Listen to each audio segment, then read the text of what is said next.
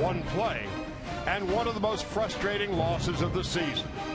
Corey Seager's long-awaited, eagerly anticipated debut lived up to advanced billing. A double, a single, 2 RBIs, and 2 runs scored. But a routine 6-4-3 double play that wasn't in the 6th inning changed the course of the game. Even Justin Upton couldn't believe his good fortune. And from that play until the end, the Padres scored 6 unanswered runs on 7 base hits against a beleaguered bullpen, while the Dodger offense was held hitless the rest of the way. Tonight, Mike Bolsinger makes his first big league start in 6 weeks in the 2nd game of a 10-game road trip. We're in San Diego, and it's coming up next.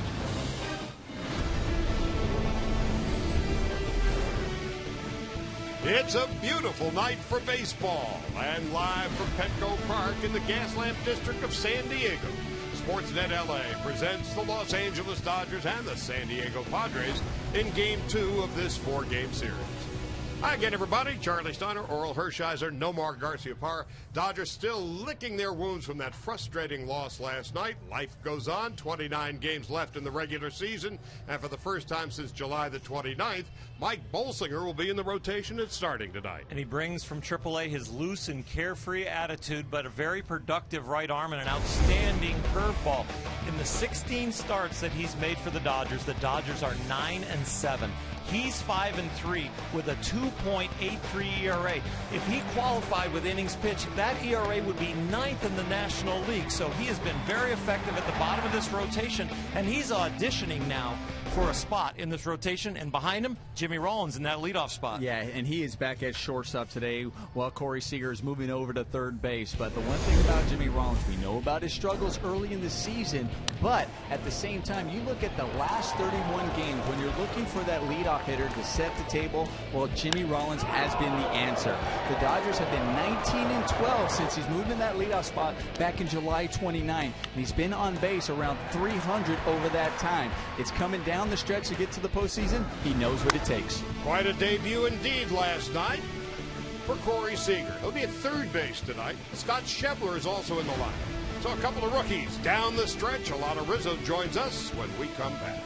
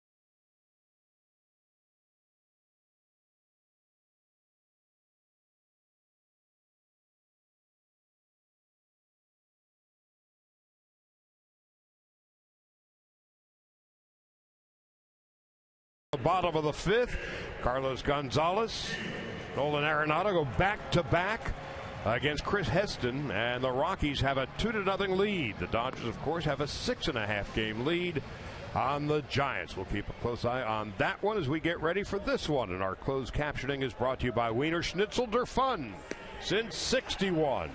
And so Don Mattingly still a little torqued about how last night's game turned out, has put this lineup together, brought to you by Honda. Jimmy Rollins back in the leadoff spot, and Carl Crawford's been hot, batting second and left.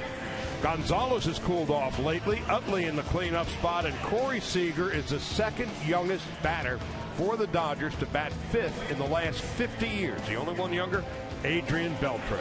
Yasmani Grandal is the catcher. Scott Schebler is in right. Ethier's knee still barking. Peterson in center. Mike Bolsinger pitching and batting ninth against 33-year-old James Shields. Well, James Shields in the last outing went 7 innings pitched, 6 hits, and gave up 1 earned run, and that was versus the Phillies. Wow, very similar numbers to his last time he faced the Dodgers, where he went 7 innings pitched and only gave up 1 earned run as well. He's going to come at you with a fastball, curveball, cutter, changeup, and he mixes up his pitches very well. He has the 5th highest swing and miss percentages on all his pitches in the National League.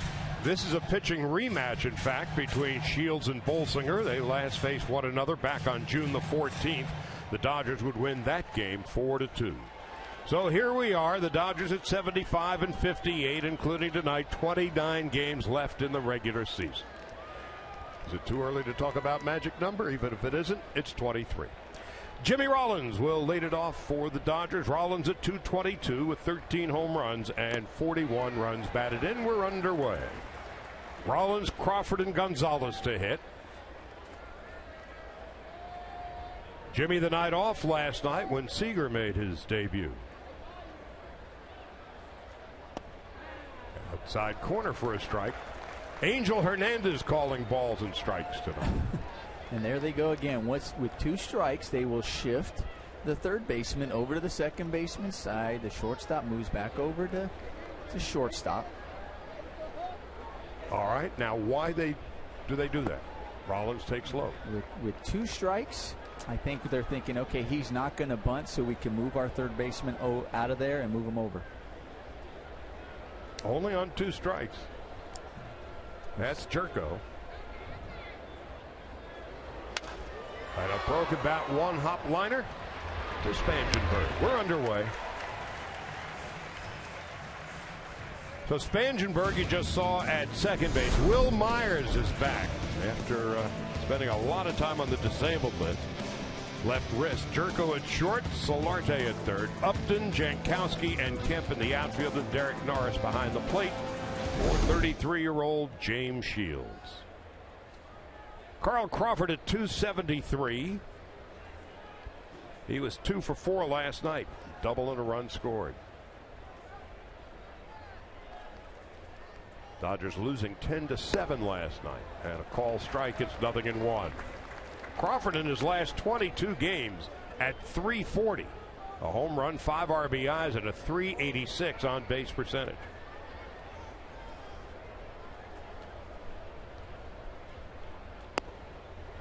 Outside. 1 ball, 1 strike. James Shields going to see an awful lot of left-handed hitters tonight. A couple switch hitters, and everybody else is left-hander except for Mike Bolsinger. Statistics against him left-handed are much higher. Well hit to right field. James Shields has just surrendered his 27th home run, and the Dodgers have just taken a 1-0 lead. No doubt about it.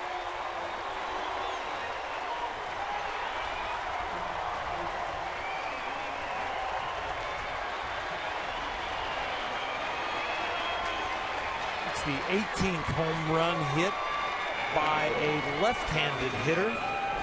Only 9 from right-handed hitters, and the at-bats are approximately the same. Carl puts a sweet swing on that low and in pitch. And breaks the Dodgers on top in a big way. He got it off the end. Crawford's 3rd home run of the year, the 27th, as we mentioned, given up by Shields. 22 of them solo home runs, if that is any consolation. So Crawford's given the Dodgers the early lead. Adrian Gonzalez stepping in. And a comebacker back through the middle. Picked up by Solarte. So that's your 5-3 at second. Scoring that? Yes, it is. Yeah. 5-3 with an asterisk. You get to the point where you don't even have numbers for them. You might as well just say infielder to infielder. The third baseman fielded it in the second baseman's spot. Well, here's Chase Utley. Utley batting second last night, was 2 for 4, a walk and an RBI. This is his 13th game since coming back home. And he takes a strike, 0-1. With the Dodgers, Utley 227, a home run, 3 runs batted in, 4 doubles and a triple. Corey Seager on deck. There's a strike, 0-2 to Chase Utley. Well, Labor Day weekend is underway. Dodgers and Padres tomorrow and Sunday, and then the Dodgers will be in Anaheim for 3 games. Monday, Tuesday, Wednesday. Next Thursday, they'll be off. And a fly ball to center field. Routinely hit Travis Jankowski will make the play, and that'll do it. Well, Carl Crawford gets the Dodgers off on the right foot with his 3rd home run of the year. Shields surrenders his 27th. Bolsinger has a 1-0 lead to work with when we come back for the bottom of the first.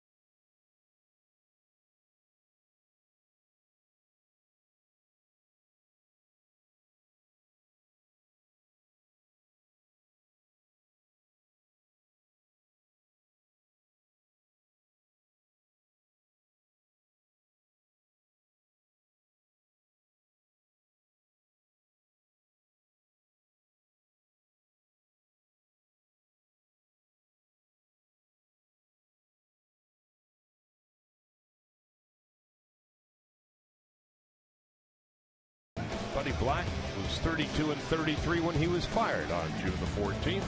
Here is a lineup put together by the former Arizona State head coach. Solarte, a big night last night. Jerko and Kemp.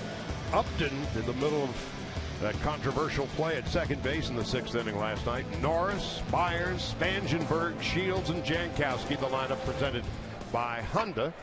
And here is Mike Bolsinger making his first start since July the 29th.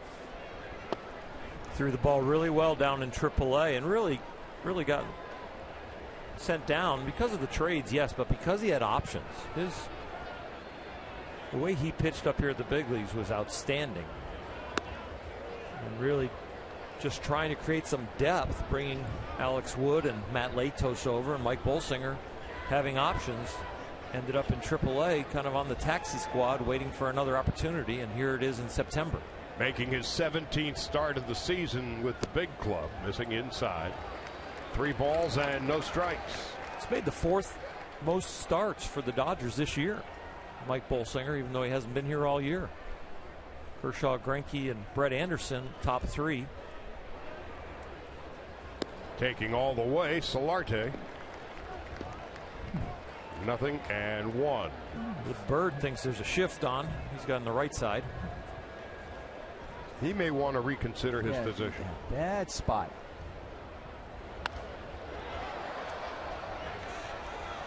No chance for Grandal. It's 3-2. I hear the Bird believes in the vicinity play, in the neighborhood.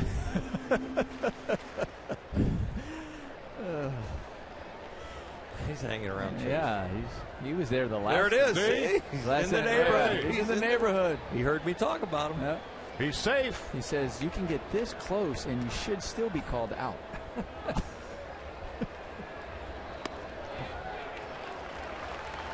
3-2 and a walk to Solarte.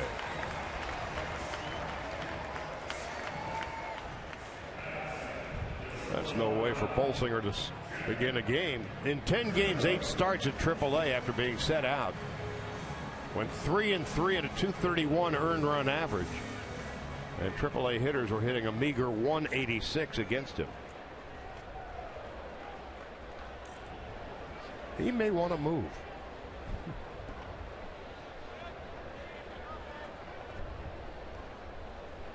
Jed Jerko steps in. Jerko last night with a big home run in that 4-run 8th inning for the Padres. And he has turned things around after being set out. 11 home runs, 43 runs batted in. And Bolsinger having difficulty finding the plate. Even with his breaking ball, his curveball is his best and highest strike percentage pitch. And Mike has pitched for his supper before, where he come up here as kind of an audition, and the audition went so well that he continued to get more and more starts. So he knows what it's like to not be in the rotation. He knows what it's like to get an opportunity in a rotation to all of a sudden start pitching. So I don't think this is about nerves. It's just about rhythm tonight. He may be re-auditioning for a role in the rotation as Latos has struggled. Another rugged outing for the big right-hander. 2 balls and no strikes. 2-1 to Jed Jerko. When the Padres signed him to that big contract, they envisioned a Dan Uggla. Well, about the time they signed him to the big contract, that's when Dan Uggla started to go south.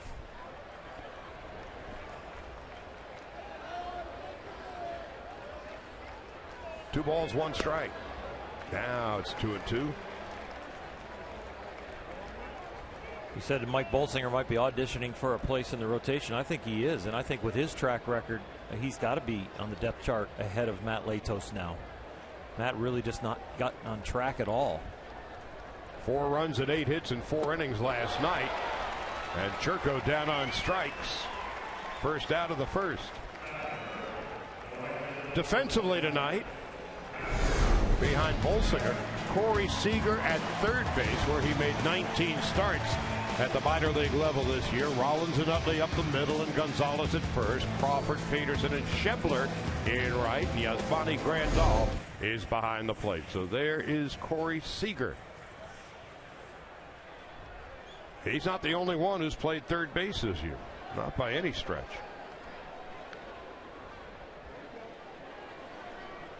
Matt Kemp takes a strike, and it's 0-1. Kemp, 17 home runs, 87 runs batted in. Much like last year, a poor first half, and he has turned it around in the second half. Justin Upton on deck, just underway. Quick first, toss to first base.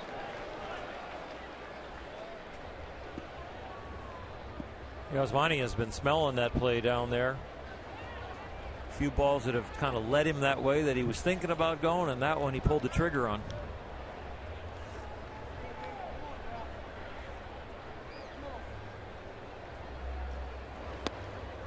Inside corner for a strike, 1-2. We were talking about Bolsinger trying to find that breaking ball. I think he found it against Jerko.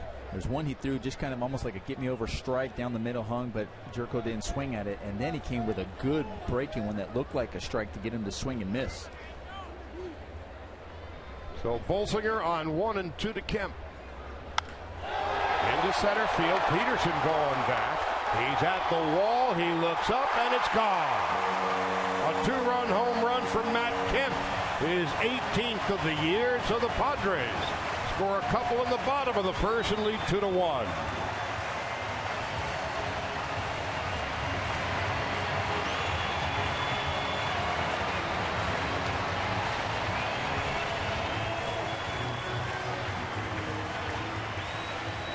Well, I was just talking about the breaking ball, the Jerko. He made those look like a strike and fall out of the zone to get the swing and miss. Well, this one he ends up hanging to Matt Kemp. And that's just right down the middle of the plate. That's where every hitter would love to have a curveball. They saw it right out of his hand. He stayed with it, and he took it right back up the middle and hit it a long way. And with that home run, Matt Kemp, in his last 47 games, has hit 17 home runs. In his first 84 games, he hit but 6. So he has turned it around as Justin Upton takes the ball outside. 1 ball, no strikes. What's fascinating about Bolsinger, who does not blow anybody away, a lot of breaking balls. That was just the 4th home run he's given up this year. Here's the 1-0. It's his fly ball and his ground ball percentage. The ground ball percentage has gone up, and I'll tell you why, is because he doesn't hang as many breaking balls as he did when he was with Arizona and some other times. He has really done a good job keeping it down by the knees. That one just laid there. So for Matt Kemp, now 18 home runs. And against the Dodgers this year, he's hitting .340, 17 for 50. 2-1. 2 balls, 2 strikes to Justin Upton.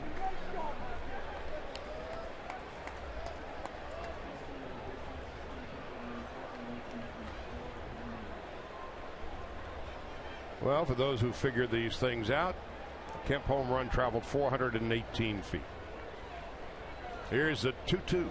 Swung on and missed strike 3 on the breaking ball, down and away. Bolsinger's second strikeout, and that'll bring up Derek Norris. You take a look at that breaking ball compared to the one you gave up the home run on, and it's just a completely different look. This is a quality breaking ball. Look how it looks like a fastball ends up, and that's more of the harder slider, not the slow curveball. But that pitch right now is the one that he struck out Jerko on, and now that strikeout there also.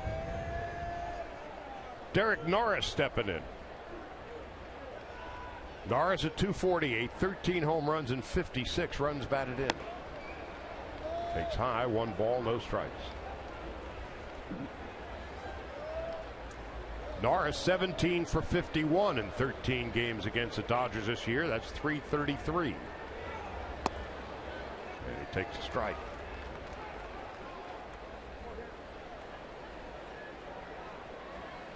So a solo home run in the top of the first by Crawford, a 2-run shot for Kemp here in the bottom half of the first. Into short center, Peterson is there and makes the catch. Terrific first step. Running play.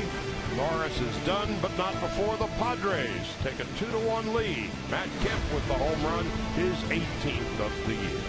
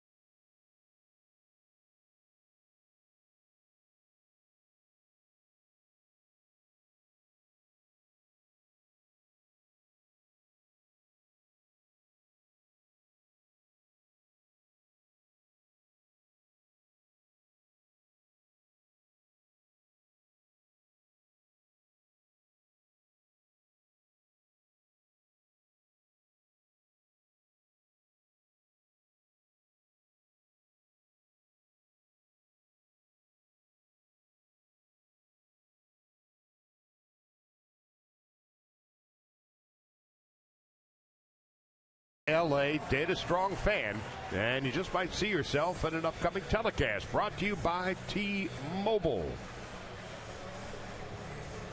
So James Shields has a 2-1 lead to work with as we go to the top of the second, and Corey Seager is stepping in. What a debut last night, 2 for 4, couple of RBIs. And a couple of runs scored. Fouls it off to the left, and it's 0-1. No, you come out, you have a big night, and then all of a sudden you're in the 5-hole the next night. Does that bring the pressure back after you settle in? No, you don't think about where you're hitting in the lineup. You're just still focused on the game itself. The game dictates what type of hitter you have to be. Here he is. He's leading off the inning, thinking about, okay, my job is to get on base. Did that half the time last night. Grandal on deck, and Schebler to follow. 1 ball, 2 strikes to Corey Seager.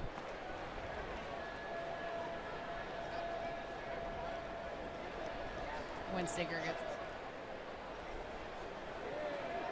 1 ball and 2 strikes to Corey Seager.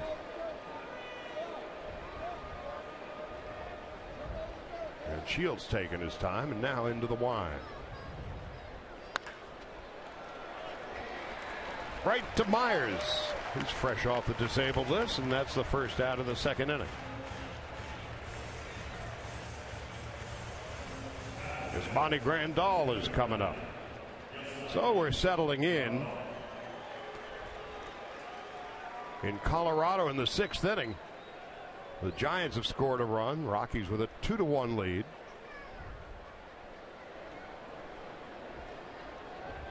Angel Pagan, an RBI single. Back-to-back home runs for Arenado and Cargo. And Grandal at 259. Grandal is hitless in his last 26 at-bats. Hasn't had a hit since August the 16th. So he has been struggling. He's all banged up.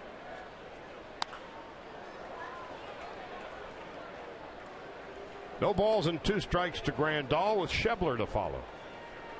We know Yasmani struggled with his non-throwing shoulder, which when he hits left-handed is his back shoulder. Is that any different than the front shoulder? What happens with the swing? Yeah, a lot of times is as he's pulling through, you use that dominant hand, that bottom hand, to pull through the strike zone. There he just goes after a bad pitch. But when you pull with that bottom hand, and if you feel like you're weak on your backside, it's tough to keep the barrel up as you're going through the zone. So the barrel has a tendency to drop a little bit too much. So a lot of times, even some of that he fouls, that he just misses or fouls back, so he's not scoring it up. And even the pitch before that he pulls, because you're pulling that bottom hand so quickly through to almost compensate with the soreness of the back shoulder, you don't get it out there to keep it fair. You end up pulling those balls foul. Scott Schebler takes a strike, 0-1. Schebler in 121 games at Oklahoma City this year, 241 with 13 home runs and 50 runs batted in. The big bruiser from Iowa.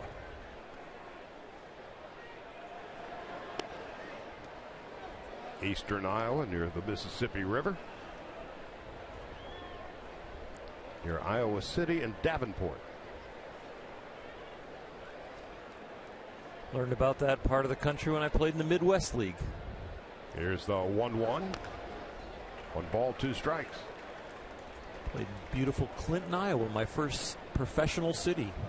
A-ball with the Dodgers, 1979. Seems like ages ago.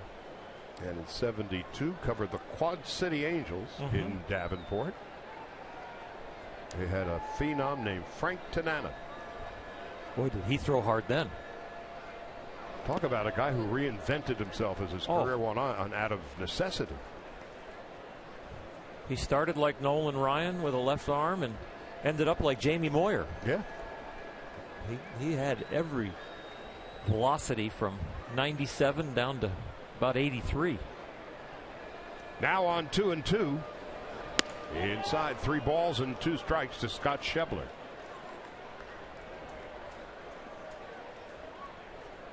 Jock Peterson on deck. A 2-run home run for Matt Kemp at the bottom of the first. And that one is well hit to right field. It looks like Scott Schebler has just hit his first Major League home run. And with that, the Dodgers have tied the Padres at 2.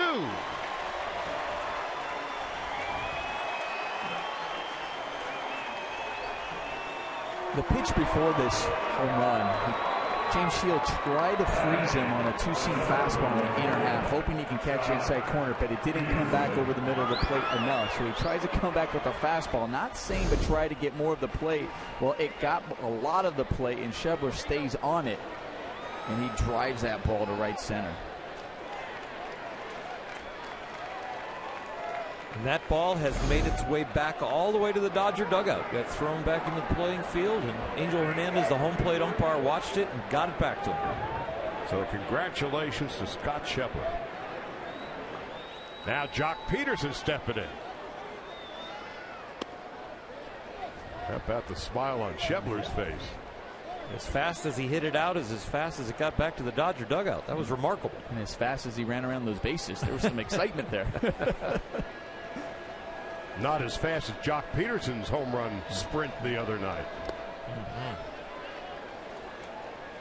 10 years ago, at the end of a miserable season, when the Dodgers finished 20 games under 500, it was the last day of the year. And this is before this place was open.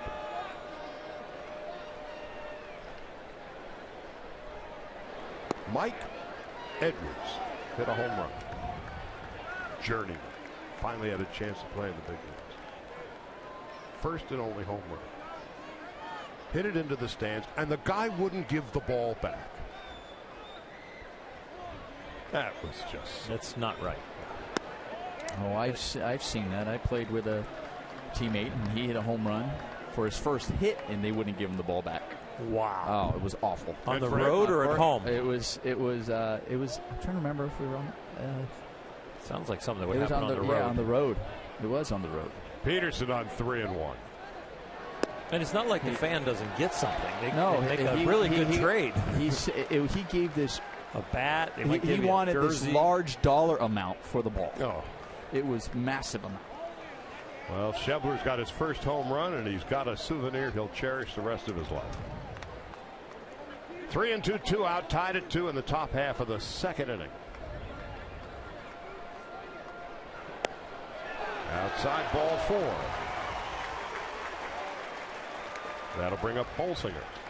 Well, Schebler got his money's worth on that home run, traveling 443 feet. It's a big walk by Jock Peterson. You get Mike Bolsinger out of the way this inning. You got a tie score, 2-2, and turn the lineup over. And Bolsinger's not much of a hitter. He's 1 for 32. The one hit was a double, which would make Mike Bolsinger a one-hit wonder.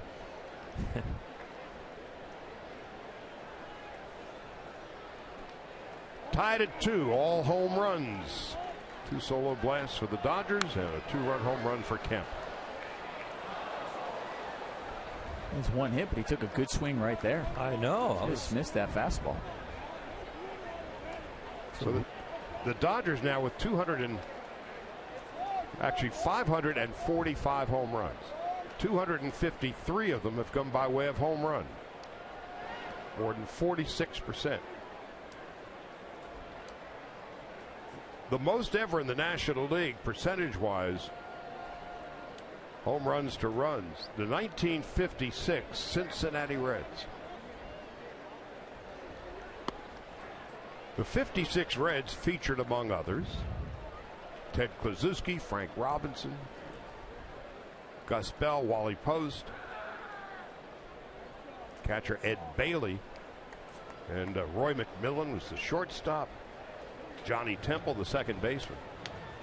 Ted Kluszewski, if you've never seen him, Google him. They had the cutaway jerseys. He wore no undershirt underneath, and he had a pair of arms. Kluszewski was the perfect name for that large first baseman. Ted Kluszewski, part of those 56 Reds. That was Robinson's first year. 1-1 to Bolsinger. 1 ball, 2 strikes.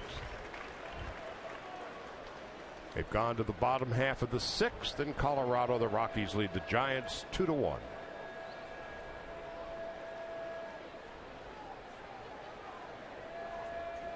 One and 2 to Bolsinger.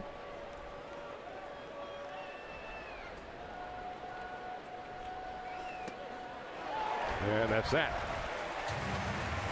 Bolsinger down on strikes, and Scott Schebler with his first big league home run. Boy, did he muscle it out. 443 feet. And we're tied at 2.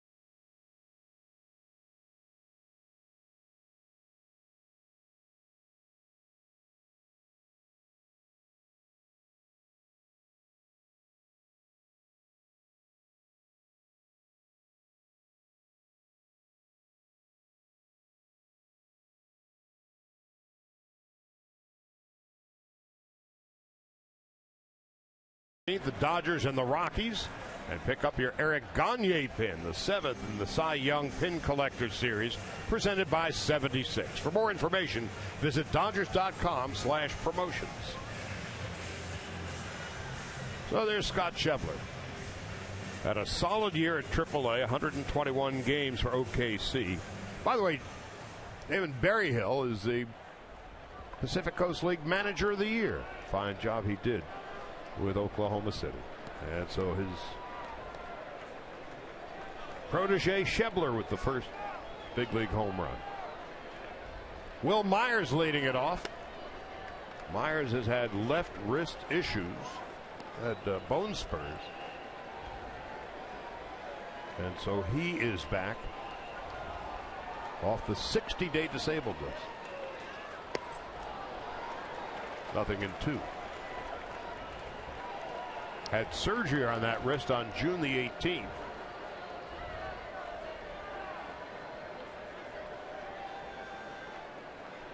And on 0-2, Bolsinger into the wide. Corey Spangenberg on deck, and James Shields to follow. So that left wrist will be tested on the follow-through. And it's going to be a strikeout, wild pitch.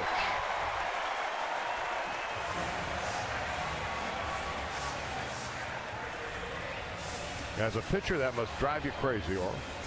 It's frustrating, but you know, you trust your catcher with a man on third and throw your breaking ball in the dirt, and they block it for you and save you a lot of runs. So you don't really get upset when this happens. You just hope it doesn't happen very often. And well, yeah, and Yasmani went after that the wrong way. You see him kind of try to stab at that breaking ball rather than turn the glove around and trying to get his body in front of it to keep him. I wonder if that's a bad mechanic because of maybe an ache or pain on that glove hand. Corey Spangenberg takes a breaking ball outside. You mentioned Damon Berryhill becoming the Oklahoma City, the manager of the year, the PCL, 85 wins down there, 85 and 55, and they're in first place. They're going to the playoffs. What a great job. You think we turned our roster over? Well, his roster was getting turned over all the time, and we were getting reinforcements to help us win, which is great at the big league level. That's what the minor league system is there for. But he's losing his best player when all of a sudden, or his best pitchers that when they come up. And then kids are promoted from Double-A. Hi, my name is, I'm your manager. So when there's turmoil at the big league level out of necessity with the injuries and the different moves that have to be made, that does a lot at the minor league level, and those managers have to keep things under control emotionally, and the players' attitudes when they're coming back or when they're going up. So congratulations indeed to Damon Berryhill. Of course, the Oklahoma City Dodgers are in the postseason playoffs.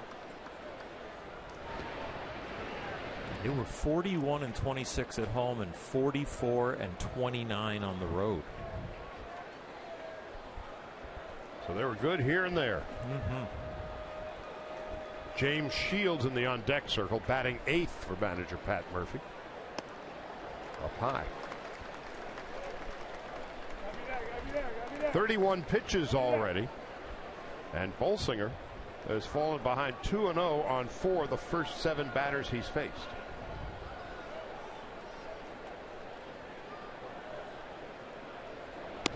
There's a strike. 3-2. Rockies failed to score in the bottom of the 6th. They lead 2-1. San Francisco hitting now in the top half of the 7th at Coors Field.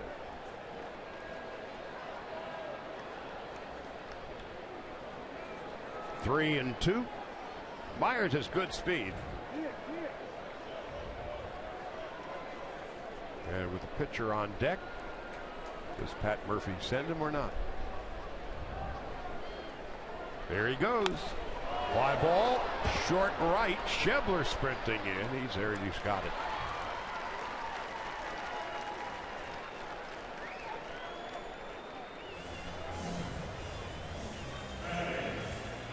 So that is the first out of the 2nd. And Jimmy Rollins, Adrian Gonzalez talking with Bolsinger what to do defensively, and now Yasmani Grandal is going to join the party. Yeah, they're definitely going over the bunt defense right here, and Adrian Gonzalez may be working a little bit on the timing on when he wants to leave, because we always used to want to know, the first baseman to know whether we're going to pick or we're going to step off, or you can break early. I won't come over there. You want to give your first baseman a nice cheat. Lorenzo Bundy conducting the Dodger outfield. Shields first pitch, pops it up right side, and Chase Utley is there for the second out of the 2nd.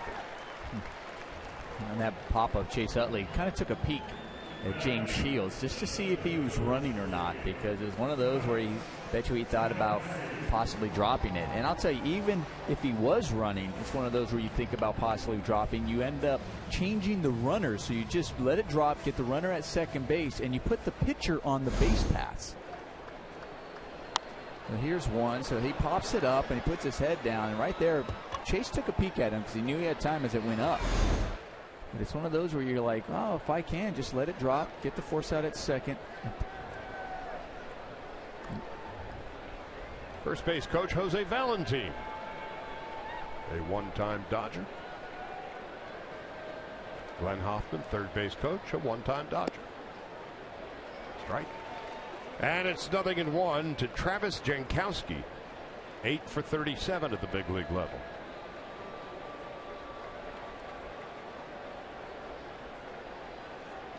Jankowski had a hit last night.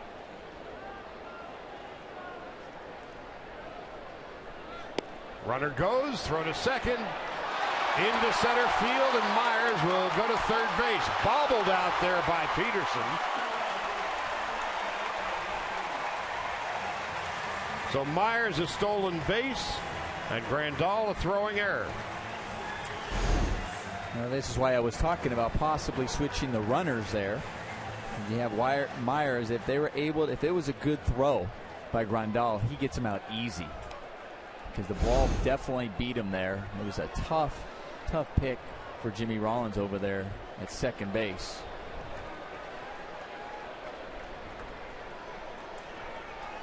So Jankowski on 0-2.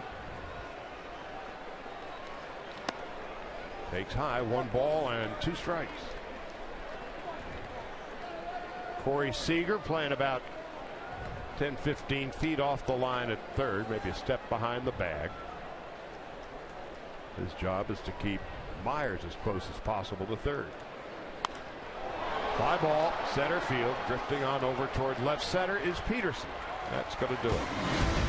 What to do about nothing? A strikeout, wild pitch, a stolen base, and an error. The Padres leave a runner at third, tied at 2 as we go to the third.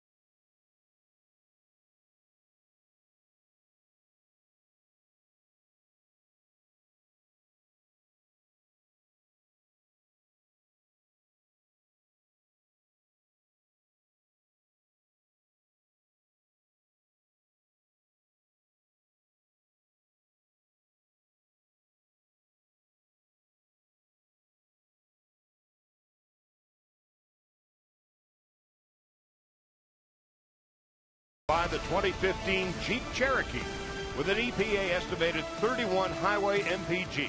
It's the perfect choice. Visit Jeep.com today. Top of the order for the Dodgers in the top half of the third inning. Jimmy Rollins, Carl Crawford, and Adrian Gonzalez. Solo home runs for Crawford, and Schebler, his first big league home run, and a 2-run shot for the former Dodger Matt Kemp. And so we are all even. Rollins bounced to second base in his first at-bat. First pitch of the third, breaking ball, foul back. Nora, what have you noticed since Jimmy got hot? What's he doing better? Well, I'll tell you, I noticed from the right side, obviously from the left side, I think he's using more of his top hand and getting that barrel out from the right side. From the left side, I think he's moved his back foot closer to home plate, and it's opened up that front side just a little bit. So it allows him from the left side to almost throw that barrel out in front of his body. It's almost like he's given into the fact that I'm going to be a pull hitter, but I'm going to actually not have a opposite field stance and approach from the left side. I'm going to actually just say I am a pull hitter, and I'm going to set up to pull the ball. And a lot of times it comes from that dominant hand, like I was talking about just with Yasmani. So, you know, Jimmy Rollins being a right-handed thrower, so maybe that's his dominant hand. So from the left side, he's pulling more with the bottom hand, and then from the right side, it's more on the top hand. 2-2. So it'll be Rollins and Crawford and Gonzalez. Big disparity from the left side and right side.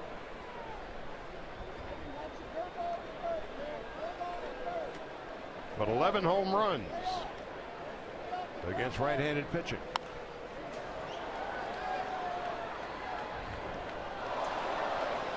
Two balls and 2 strikes to Jimmy Rollins. I'll tell you what, he hasn't had to make any adjustments in the field, though. He has been smooth out there. And such a stabilizing force to the Dodger defense. 3-2.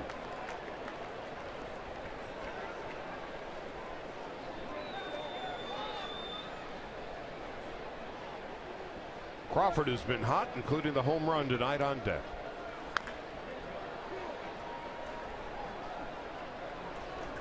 Meanwhile, 42 pitches have already been thrown by James Shields.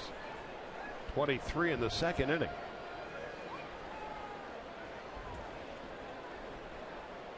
This is Shields' 29th start of the year, 10-6, a 3.78 ERA. Drilled down the right field line, but that one is foul.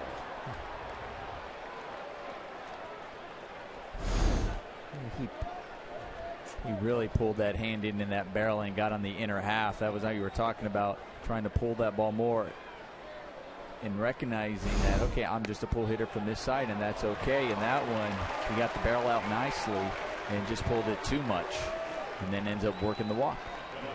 A 9-pitch at bat won by Jimmy Rollins. Second walk given up by Shields.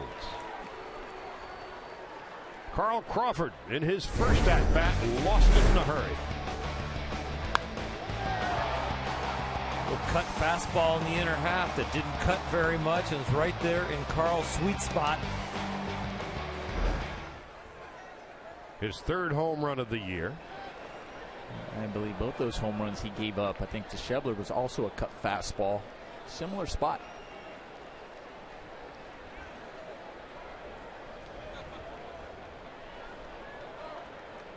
Gonzalez on deck. Rollins still a threat to steal. He has 10 this year.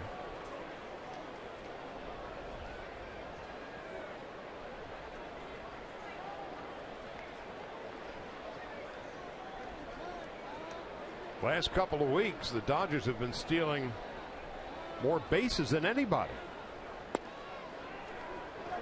10 stolen bases in the last 10 or 11 days. More than any other club. After stealing almost never the first 120 games or so.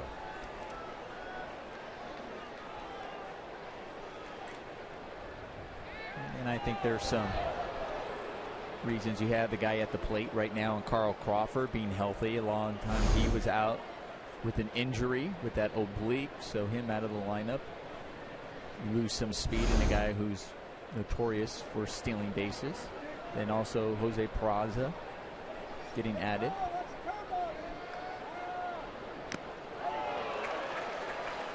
Nothing in 2 to Crawford. Fooled by the pitch, steps out of the box, tries to regroup. You talk about adjustments what hitters do to pitchers. Well, there's James Shields making an adjustment on those cut fastballs in, getting hit hard by left-handed hitters, using his changeup away. Outfield deep and straight away for Crawford.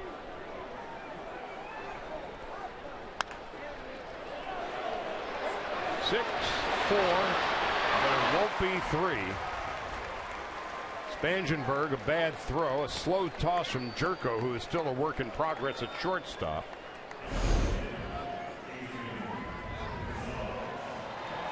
Got the feed there, and you see Spangenberg just coming across the bag, and it's interesting why he came across that bag on that ball, because it was very tough. He had a lot of momentum going to that ball, almost as if he got a late jump to get to the bag, because even that, you see when he came across, he was really far across second base and trying to throw it across his body.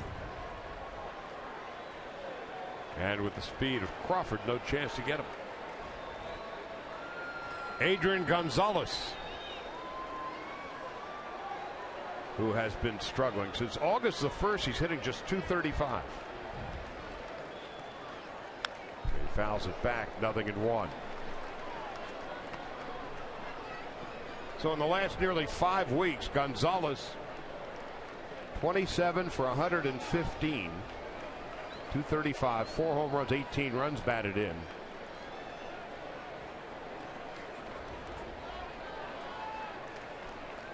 And his on-base percentage is just .288. And it's 0-2. After tonight, 28 games are left. Well, the Dodgers certainly want and need Gonzalez to heat it up. Mattingly's club 6.5 in front of the Giants. They're in the bottom of the 7th in Colorado, and the Rockies have a 2-1 lead.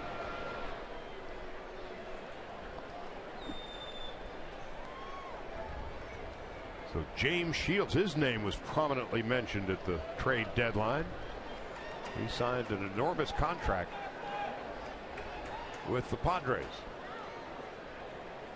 And apparently no takers, or none that were sufficiently interested in picking up the deal. I think it was a 4-year, $75 million deal. And it shocked a lot of people, as the Padres were pretty much saying when they signed him, we're all in for this year, with the Justin Upton, Matt Kemp, Will Myers decisions.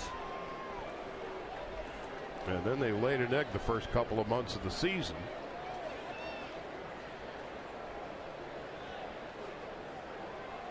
But the Padres kept their ship steady. On 0-2, 1 ball and 2 strikes. Adrian coming here to Petco, this is a friendly confines for him. Thought maybe it would help him get out of his slump. He's one of the most productive hitters in the history of this ballpark.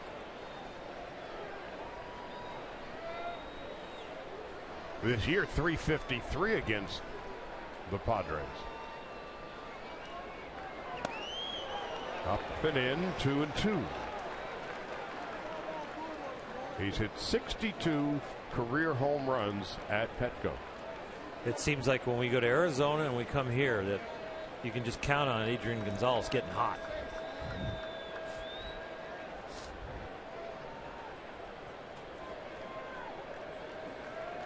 Adrian last night was 0 for 5. 2-2. Crawford leads from first. Shift is on for Gonzalez on the right side of the infield. High and in, 3-2.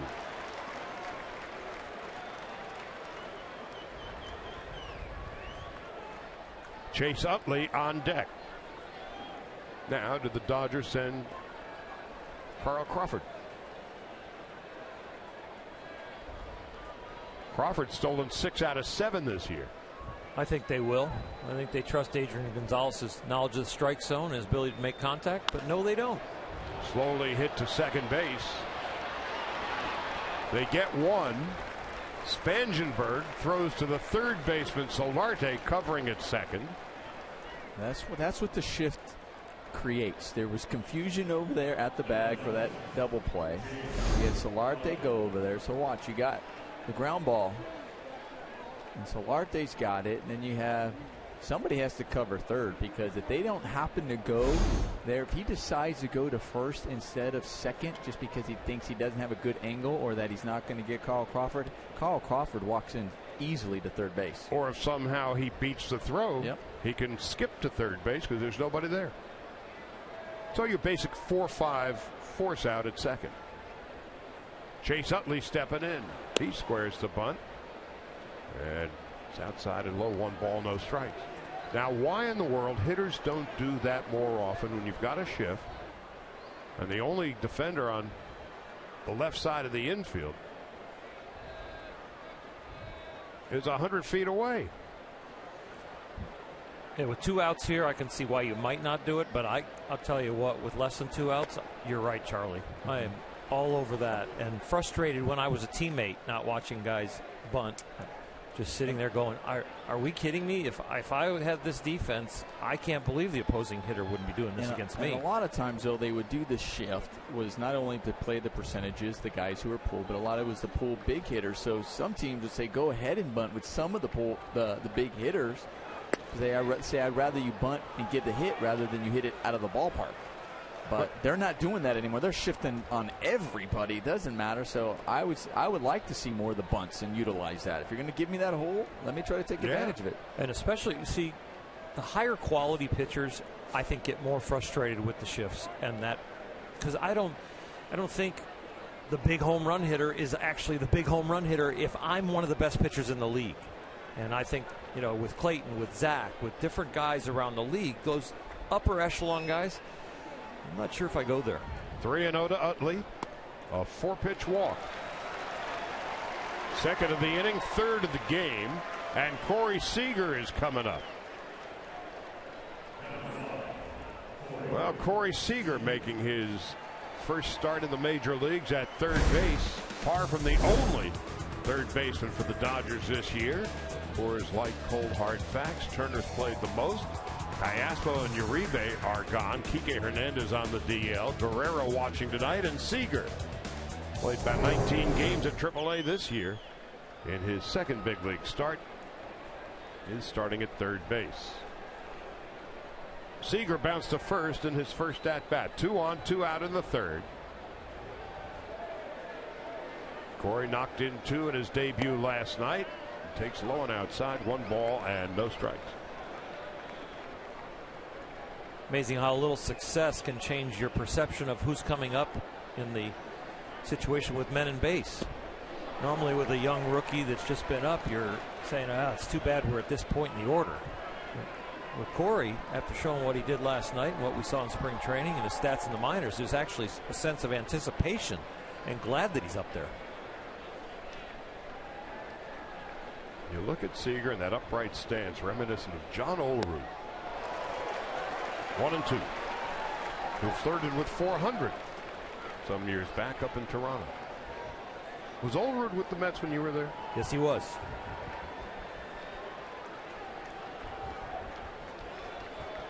Oh, could he hit? Here's the 1-2. Swung on and missed, strike 3. Big, slow breaking ball. Seager is done. No runs, no hits. 2 walks, 2 left. 2-2 after 2.5.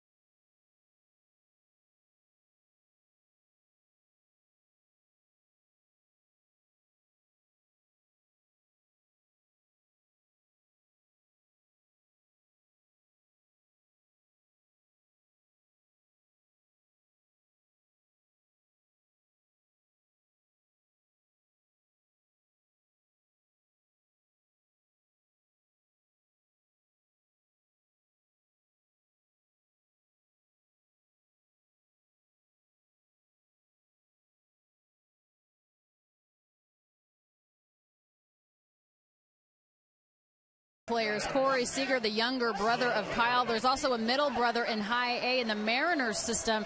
Corey Seager is 6 years at Kyle's junior, and as successful and rewarded as Kyle has been at the big league level, Corey Seager projects to be even better. You can see what they both did in their final year in the minors before their call-ups. Now, Corey has 34 more games. Keep that in mind, but his average about 40 points lower than Kyle's, more than double the amount of home runs and 20 more ribbies. But Charlie, you guys were talking about it yesterday. As successful as Kyle is, Corey Seager has a very bright future. Shortly after the Dodgers drafted Seager in 2012, the Dodgers were up in Seattle.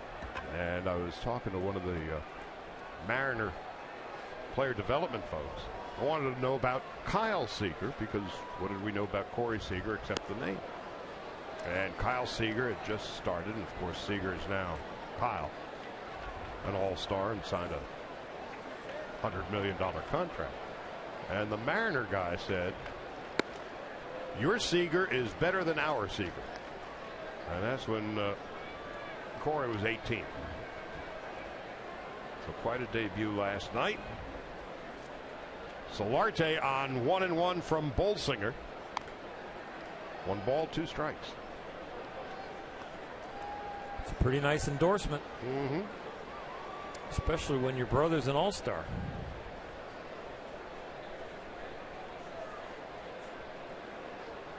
Solarte, a big night last night, has walked and scored a run tonight. And it's 2 balls, 2 strikes.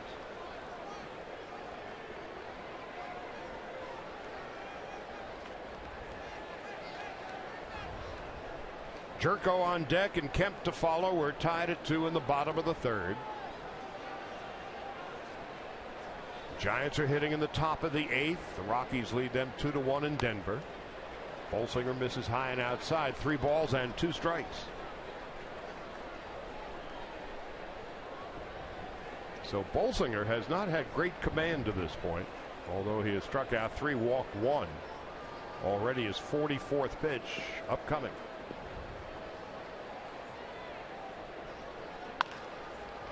Up the middle, backhanded by Utley.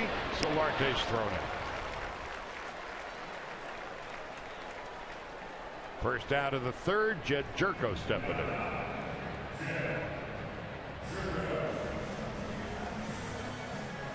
Jerko, a strikeout victim in his first at bat.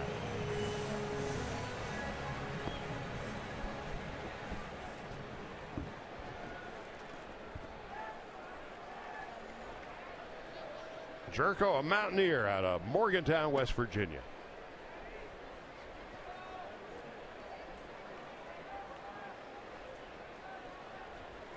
Great all-around athlete. All-state in basketball in high school, as he was a 4-time All-Stater in baseball.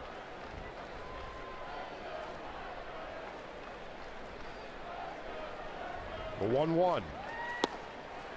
There's a strike, 1 ball, 2 strikes. We're going to get fewer and fewer guys where you read anything about them that they were multi-sport guys. The youth today is being asked to pick their sport, in my opinion, too early. As they wear out the joints, they don't become complete athletes, they don't understand the game completely. There's so much value in other sports to develop you as a complete athlete, and I agree with you, Oral. They're specializing way too young. Finding good coaching is one thing, but doing it year-round is another, I think. Right. 1 ball and 2 strikes. I always used to say I played in high school. I played football, soccer, and baseball. Could have gone to college to play football. I went to college to play football and baseball. Could have played soccer in college. But I also said, when I got to the big leagues and you're facing those critical moments, I always say, facing Mariano Rivera in the 9th, I can't recall any young youth game that got me ready for that moment. But I can recall maybe trying to kick a field goal with the time down, or a penalty kick in a big soccer game. Gonzalez can't reach it. So it's those other sports that got me ready for that moment in the big leagues. So if you're a basketball player, let's say you're on the free throw line for a foul and the clock is down and you're down by 1. Yep. Yeah, I played baseball and ice hockey in the winter, and then I played tennis and golf seriously also, but just not at the high school and organized high school, but competed in those other sports. What was your position in football? In high school, I was a wide receiver and place kicker. And when I went to college, I was smart. I was like, I'll be a place kicker. Good choice. On 1 and 2. Do it again.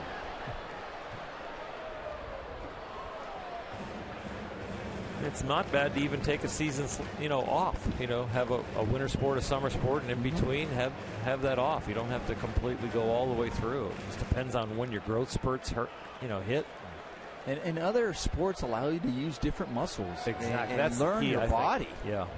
The running, the jumping, the throwing. Each sport is different. On 1 and 2, Jerko with a fly ball to left field. Crawford going back, and it's high off the wall. Jerko didn't miss a home run by much. Instead, he arrives at second base with his 13th double of the year.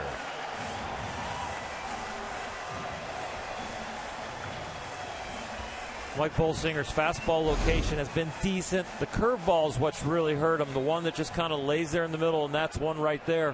When he's got the good one, it actually looks like it's a fastball right down the middle, about belled high. Boy, they might review this one.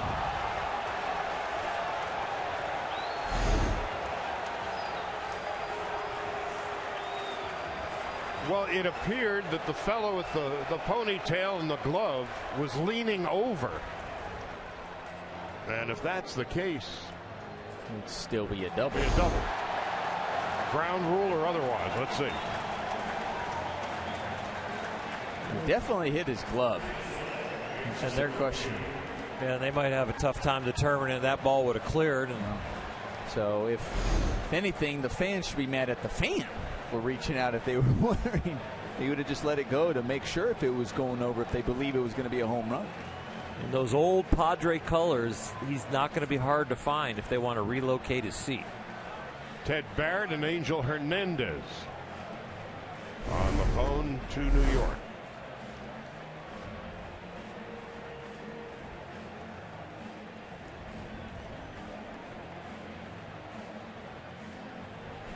Tough to tell on that one.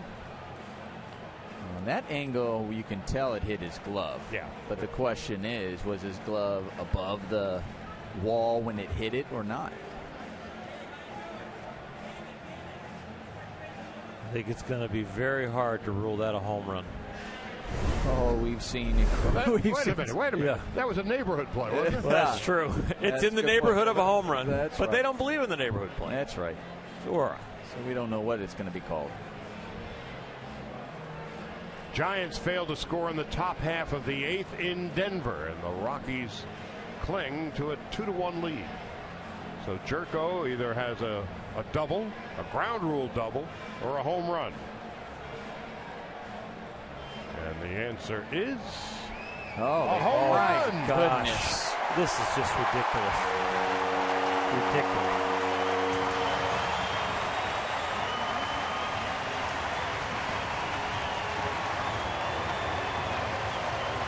I don't know. Maybe I'm not seeing it. I don't know. They definitely extrapolated the information of where the ball hits on the wall, then deflected down off the glove and say, okay, then we're going to take that distance and go, okay, that ball would have cleared the wall? How do they know it wouldn't have hit the top of the wall and come back? Yeah, I have no idea. I agree with you, Oral. And the call was a double on the field. So just leave it at a double. Matt Kemp with a fly ball to center field. Peterson has room for this one. They're going to have to take a deep look, a really hard look at instant replay and the way it's being determined. I always thought, I believe instant replay is a good idea, but then some of the things that we've seen where they go and they look at and what we see, it's makes you scratch your head a little more, like, you know, and then you start thinking, well, is it because it's umpires looking after umpires that you're going, well, just get rid of umpires doing it, just have somebody else that's not affiliated with anybody just determining whether the call is what it is. Independent arbiters. Yes.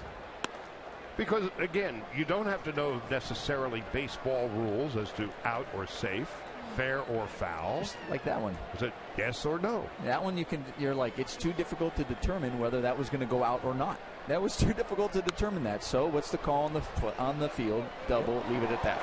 Simple. Should have taken a minute. We did it in 30 seconds. And this guy can't get a souvenir. Gets a lot of airtime. If instant replay was a college course, I would fail it. It's unbelievable how many I don't even see the way they do. 1 ball and 2 strikes to Upton, a strikeout victim in his first at bat. Bolsinger given up 3 home runs all season. He's given up 2 tonight in 2 2/3 innings. Padres with a 3-2 lead.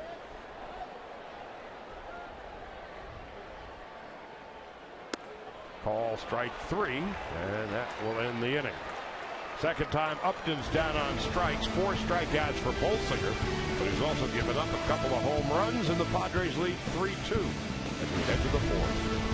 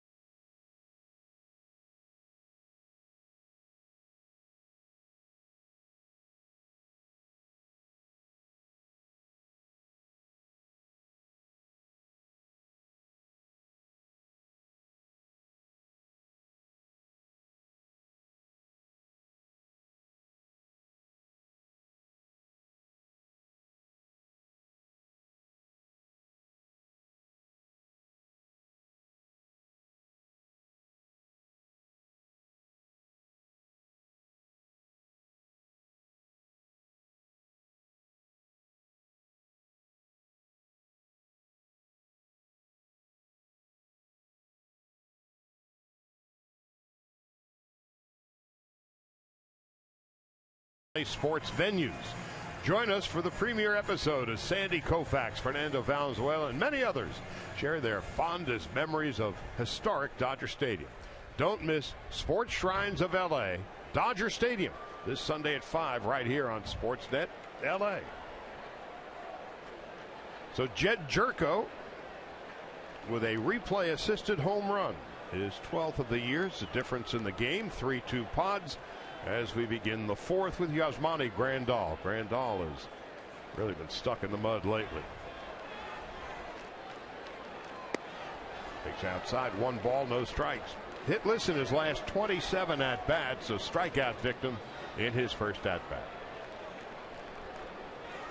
Schebler on deck and Peterson to follow. 5 runs have been scored, 3 for the Padres, 2 for the Dodgers, all by way of home run. Solo home runs for Crawford. And a solo home run for Scott Schebler, who's on deck. A 2-run shot for Kemp and a solo blast for Jerko. 3 balls and no strikes. Grandal walked a couple of times last night. And there's Schebler.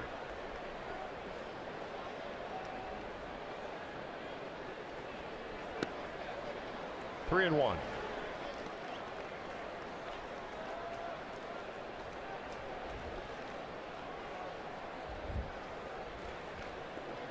Grandal was at 282 at the break. And he takes a walk. That's the 4th walk given up by Shields. So Scott Schebler and his first major league home run. Worthy of the Arco's top tier play of the evening. It traveled 443 feet. That would tie the score in the second, but a disputed home run by Jerko gave the Padres a lead in the bottom of the third.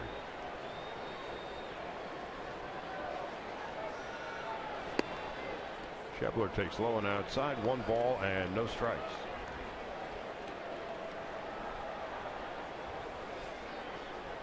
Growing up in Iowa, playing baseball, it's tough business.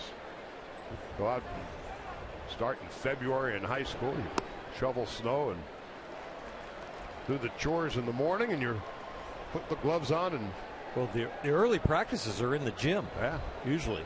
And sometimes you have an old enough gym, and sometimes you get a legitimate baseball to play with in there. But if it's a new gym, they're playing with the softer baseballs. 1 ball and 1 strike. Then when you come out for the outdoor practice, boy, you are battling some snow and the cold, and you're got all the heavy clothing on just to get outside. You love being outside, but boy, I went to Bowling Green. I went to Bowling Green for college ball, and our first weekend series was always snowed out. It was on the schedule, but we never hardly played. 1-2, Schebler. Big slow breaking ball. I was recruited by Pat Murphy, head coach for the Padres, when he was at Notre Dame.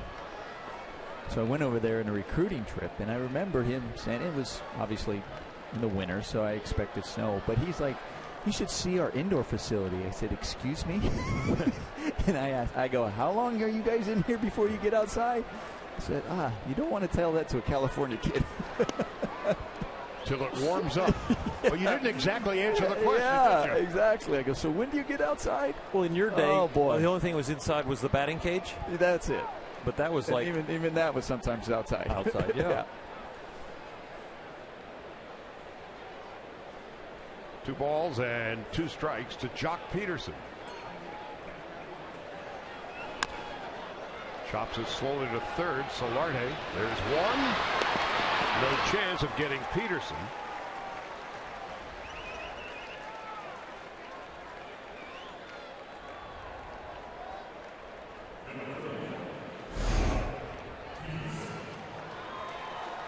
Oh, was he on the bag? Oh, yeah, he was stepping on the bag. Now you got to look for it, right? That's what that call is going to make everybody to see, look for, to see if the neighborhood play is going to be called or not. I think I may have said Peterson at first base. Here's Peterson at the plate. Schebler beat out the throw. Jock walked in his first at bat.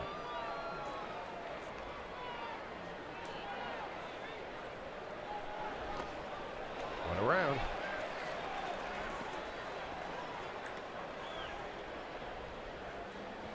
You know, in spring training, when the umpires used to come around and they'd set up the forum so you could talk with them about what the points of emphasis they're going to have that year, and anytime an open forum with the players, just to have a discussion in their spring training locker room.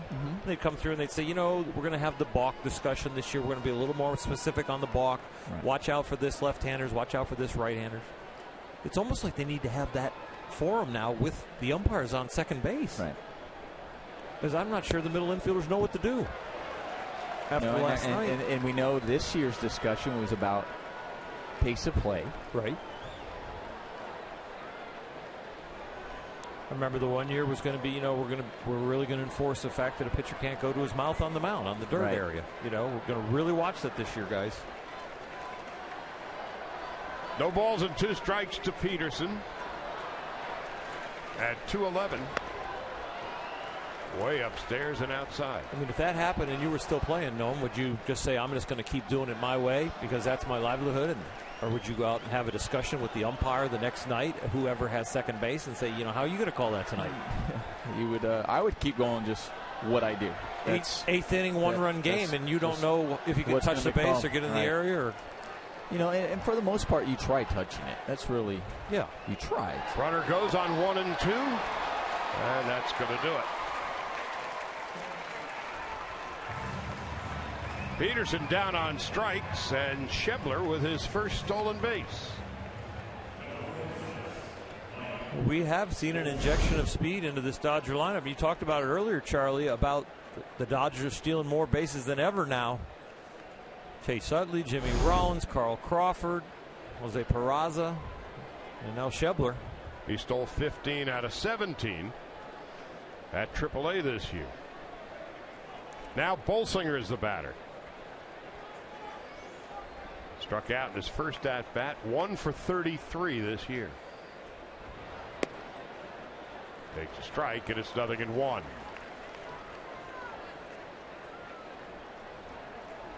They've gone to the top of the 9th in Colorado. Rockies 2-1. Bolsinger swings and misses. It's 0-2.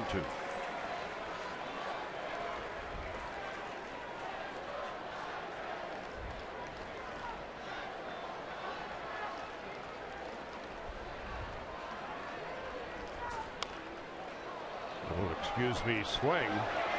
Shields will flip to first, and that's it.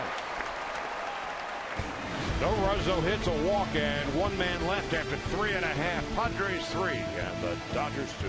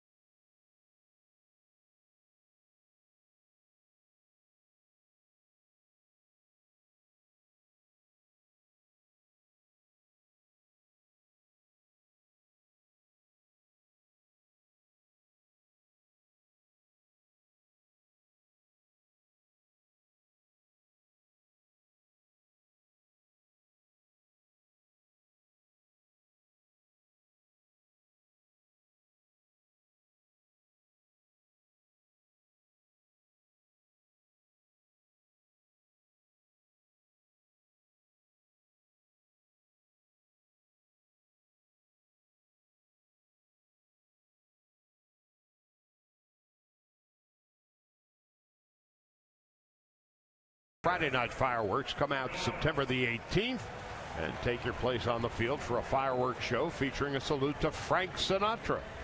For more information, go to Dodgers.com/promotions. Walk through the clubhouse today, and Strangers in the Night was playing in the Dodger clubhouse. What an incongruous song as the Dodgers are getting ready to play. A lot of times here, the starting pitchers, there were times in our clubhouse where the starting pitcher got to pick the music. Maybe it was Bolsing. Yeah, have to check him out.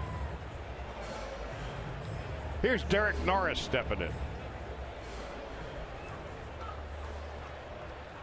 He's a fast runner. Not fast for a catcher. He is a fast runner.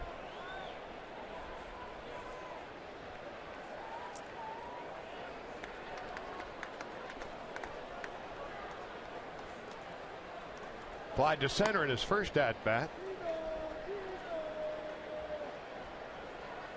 Norris leads the Padres with 20 infield hits. The catcher.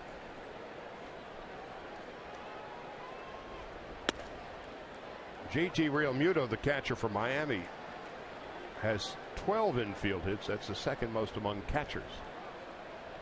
And Norris ranks 7th in the league with those 20 infield hits. D. Gordon leads everybody with 42. That you would expect. Starling Marte 31, Billy Hamilton 25. And then there's Norris, who's tied with Desmond and Pollock and Revere and Segura. The Padre catcher, 20 infield hits. 3 balls and no strikes. 3-1.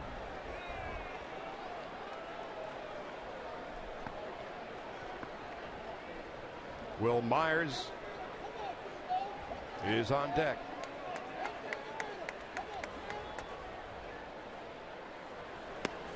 3-2.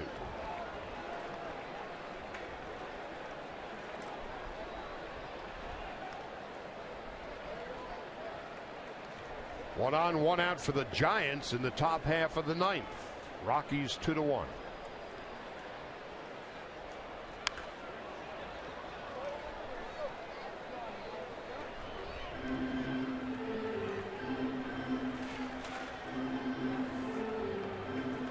Dodgers and Padres again tomorrow. We'll be on the air a little earlier. First pitch about 20 to 6. Alex Wood and Tyson Ross. Sunday afternoon at 1:10. Brett Anderson and Andrew Kashner. The 3-2. Into short left center field. Jimmy Rollins over the shoulder makes the catch. That was a really nice play by Jimmy Rollins. Not easy as far as he had to go, and that was a long run because he had the outfielders playing deep. Love the way he hit his hat off so he can get a better view, so the brim of the hat would not block. I see how he intentionally takes his hat off because he knows as he's sprinting out there, wants to make sure the brim doesn't get in his way so he can see the ball. And he knew he was the only one that had a chance of making that play. Fine play by Jimmy. No showboating. That was efficiency. And a call strike to Myers. It's 0-1.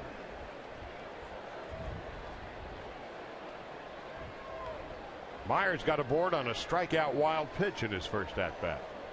Fresh off the 60-day DL.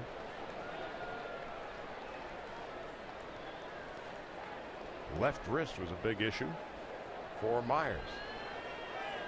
You know, Bolsinger at 66 pitches with 1 out of the 4th. He struck out 3, giving up 2 home runs.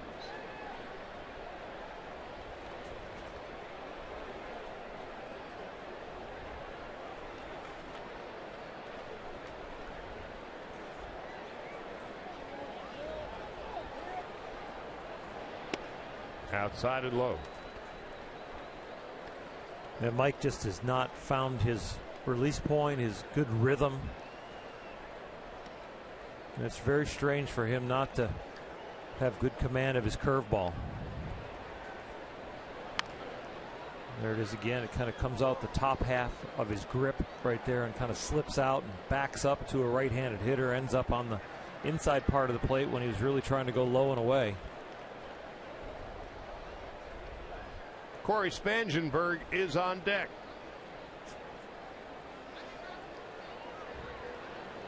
Well, the Dodgers just got a gift from the Colorado Rockies. They beat the Giants 2-1. Dodgers at the moment are 7 up in the standings.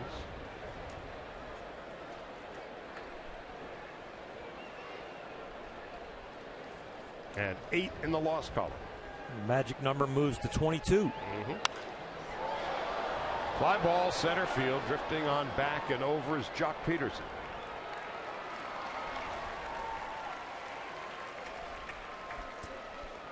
So home runs tonight for Cargo is 36th.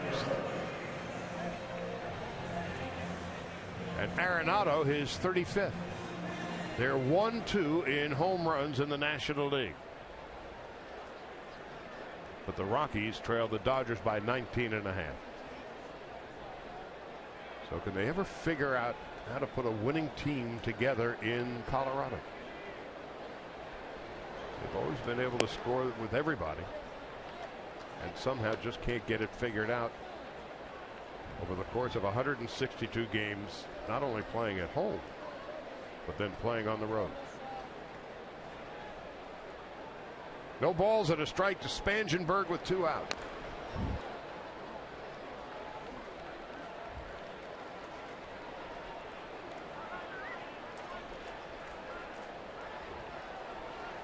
James Shields on deck.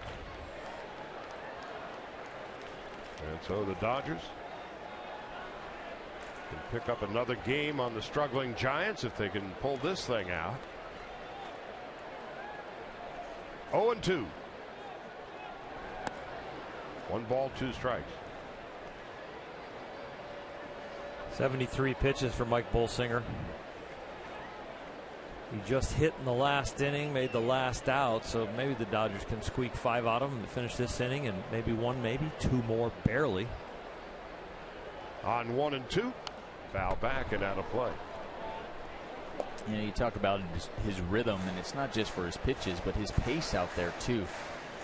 I mean, just very methodical, and yeah, you've got a tendency when you're unsure of your rhythm and making the next pitch, you're trying to think of what's the one that I can execute. Might not be the exact one that's in the scouting report, but it's in the top 2, and I can go with that one. And then you're grinding on your mechanics in your rhythm, and you're trying to almost work on your mechanics in your mind so you can command your body to do the right thing. Breaking ball, call strike 3. Did the right thing. 5th strikeout for Bolsinger. Jimmy Rollins. Hats off to Jimmy.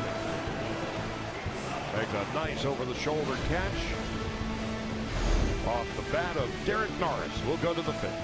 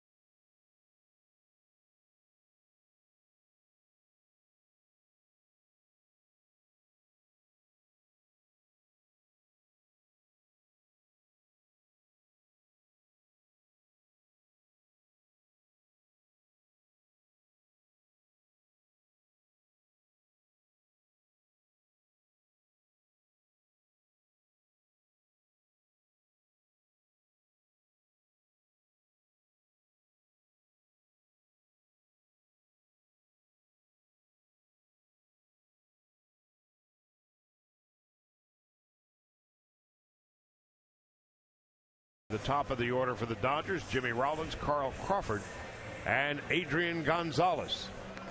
Game time temperature of 71 degrees, a Chamber of Commerce day and night here in San Diego. A couple of more games here. This will be the last visit down to San Diego. Then to Anaheim and Arizona. A 3-game series back at Dodger Stadium with the Rockies, 3 with the Pirates, 4 with the Diamondbacks. And the final road trip of the year, 3 in Colorado, 4 with the Giants, and the Dodgers would surely love to go into San Francisco, not having to worry about those 4 games. Rollins fouls it off to the left. Jimmy has bounced to second and has walked.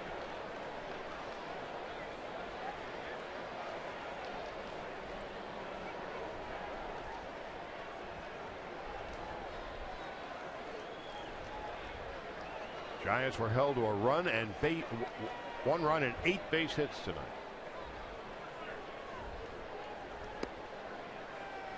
And of course, the Dodgers beat them 2-1, 2-1, and 5-4 in 14. So the Giant offensive wheels have fallen off their jalopy.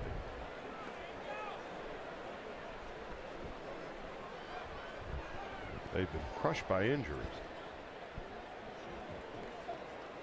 Playing without Panic and Crawford. Look at the third baseman. See Solarte in the shift, and then watch right now. If they happen to get 2 strikes, that's when Solarte just bolts over on the other side. You know, Charlie, what's interesting about the injury? They have been, crushed by the injuries, the Giants, but it's a lot less than the Dodger days on the DL. Mm-hmm. Dodger days on the DL are up around 1,200, and the Giant days on the DL are somewhere under 1,000. But lately, they have really been hurt. Jimmy Rollins into the right field corner. Kemp spins, throws. Rollins is safe. Jimmy Rollins with his 23rd double of the year, leading off the 5th. That's a great hustle by Jimmy Rollins, because Matt Kemp got to that ball before he reached first base, and he was thinking double right out of the box. He hits this ball, pulls it down the line, and he's just hustling. I mean, right there, he's looking, so it's in his view. He noticed that he has the ball, but that he's going to his left and that he's going to have to spin and make a perfect throw. And he trusted his speed, and you see James Shields there thinking that there might have been a chance, but just a great hustle by Jimmy Rollins. Rollins now 9 for 22 in his career against James Shields. Crawford first pitch swinging, fouls it away.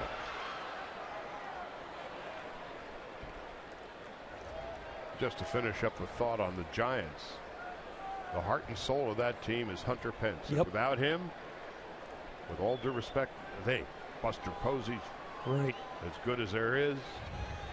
Crawford, Panic up the middle. But the heart and soul of that team, the energy source, is Hunter Pence. They're just not the same without him. Yeah, you see so many shots of Hunter Pence gathering the team or during the game, before the game, talking about his speeches that he makes on the bench and getting guys ready. You are so right as far as the energy source of that team. And the Dodgers, of course, are going to be without Puig for the foreseeable future. And so too Kike Hernandez. When you got those hamstrings, you just never are quite sure when. Howie Kendrick still sidelined with a hamstring issue. Well, again, now with a 7-game lead on the Giants, 8 in the loss column at the moment.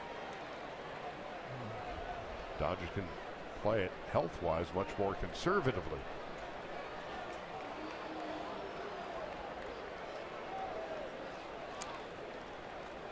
And here during this at-bat, last few pitches against Carl are away.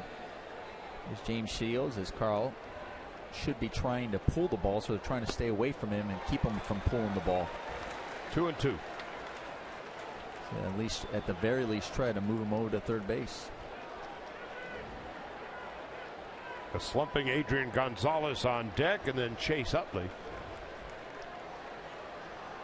Corey Seager batting 5th tonight after that. There goes Rollins. And Crawford could have left it well enough alone, and that base would have been stolen from here to San Clemente. That'd be hard to do with 2 strikes, though. I think he's protecting. I think he knows and sees it, but He wanted. I was an emergency swing. He wanted to let him go and not swing, and he just said, "Oh, that's going to be a strike. I'm going to have to swing."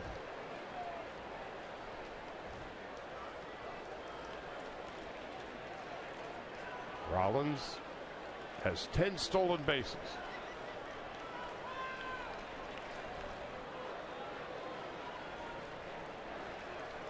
Three-two, top of the 5th. Upton, Jankowski, and Kemp deep and straight away for Crawford. And now Derek Norris and Shields want to get on the same page. And Jed Jerko joining the conference as well.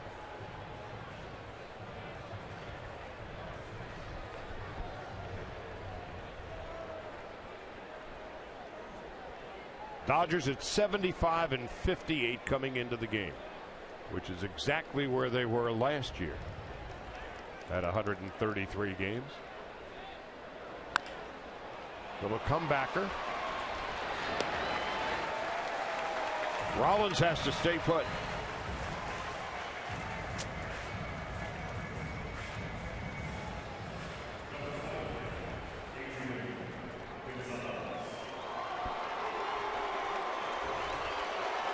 Now Adrian Gonzalez down to 280.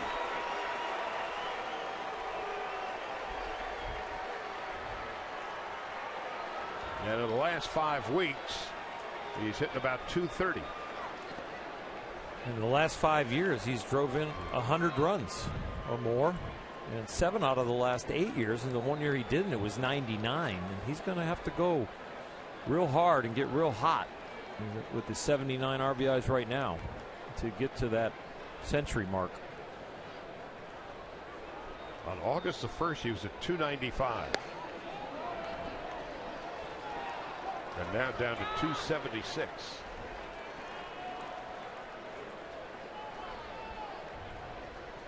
He's a career 293 hitter. So the Dodgers and Gonzalez hoping for one more hot streak down the stretch. 3 balls and no strikes with Chase Utley on deck and Corey Seager to follow. This point in the season, no more the number of bats you have, like a hit is worth about 3/4 of a point. Yeah, about that much. Maybe a point, depending on where you are on the round off as you get the hit. But you can't move it an awful lot. You have to get really hot to start moving it up 10 points at this point in the year, which can be done. On 3-0, Gonzalez takes a 4-pitch walk. That is the 5th walk given up by Shields. Over the course of his career, he's been a control pitcher. So the 5 walks tonight equals a career high. Double barrel action in the Padre bullpen. Greg Garces just called up the other day, and Marcus Mateo. And Darren Balsley, longtime pitching coach here in San Diego, going to go talk to his veteran. Shields at 93 pitches. Both these starting pitchers, it's really been a battle for them with their command tonight.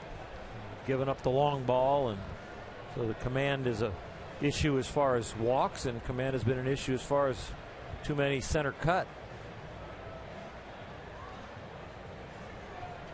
Utley has walked and flied to center. Talking with home plate umpire Angel Hernandez in his 24th big league season.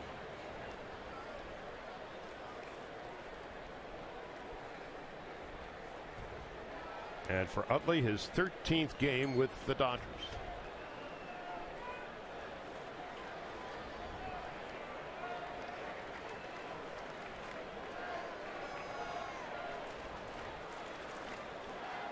Utley with a home run last night.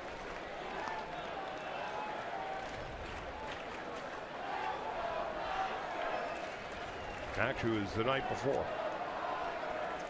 With Rollins and Gonzalez aboard.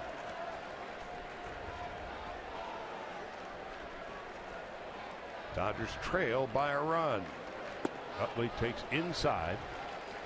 2 balls and no strikes. Well, you figure with the lefty Frank Garces warming up in the Padre bullpen, Corey Seager, left-handed hitter, is on deck. So there may be a meeting between Messrs. Garces and Seager.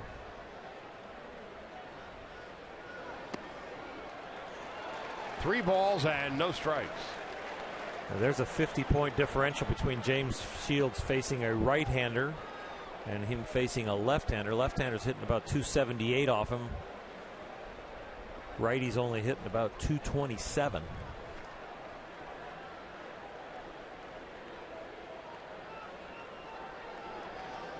And so if Utley manages a walk here, Seager will show up with the bases loaded, and Rollins steals third. Well, it turns out to be a walk. Jimmy just was itching to run. And so now the bases are loaded.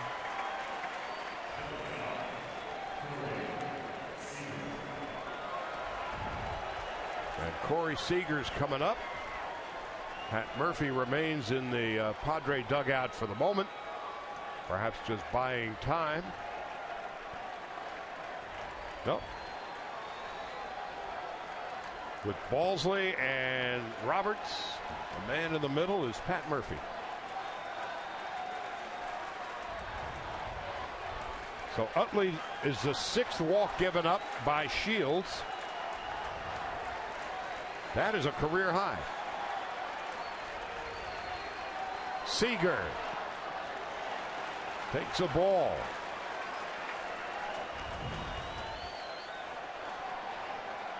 Pat Murphy, his prize pitcher on the mound, but he's struggling.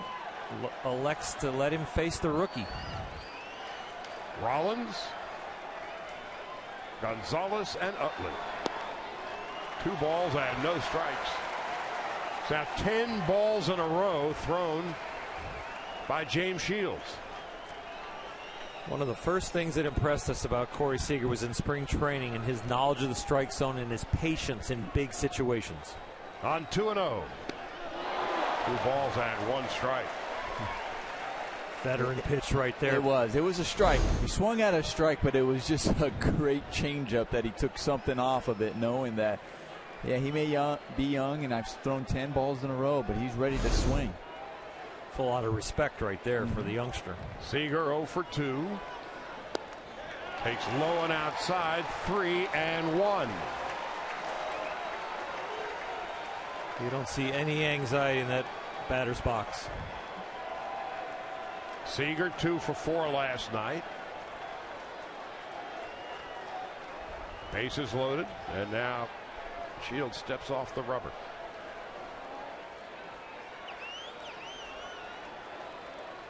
Grandal is on deck, and then Schebler.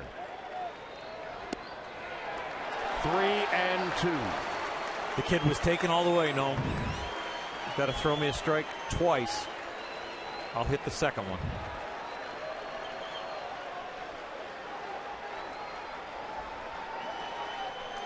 The bases are loaded. The Dodgers down a run and line drive. 1 hop. Myers out at second. Throw to first is wide. Rollins comes in to score. We're now tied at 3. That was all about Chase Utley right there.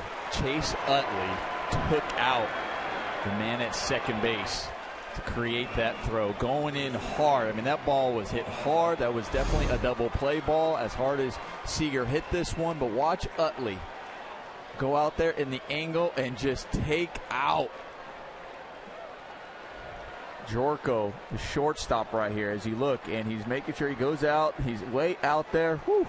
I'll tell you what, that's questionable. He wasn't really close to second base. That's one where they can go back and where I could see the umpire saying he was too far out. But either way, that was a hard slide by Utley, recognizing how important it was to take him out. Mattingly talking with Ted Barrett. Dave Roberts on the phone to the Padre tape room. The Dodgers have had enough issues around second base in the last 24 hours. I wonder if he's asking if he was off the bag or not. If he was coming off like, listen, you guys called it on us yesterday. It wasn't even close. This one was one of those where he possibly been off the bag when he caught that ball. But I'll tell you what, I think also they got away with one the way how far Chase Utley was sliding off of the bag.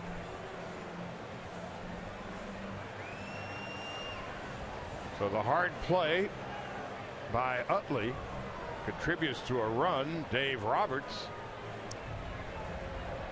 the bench coach for the Padres, on the phone.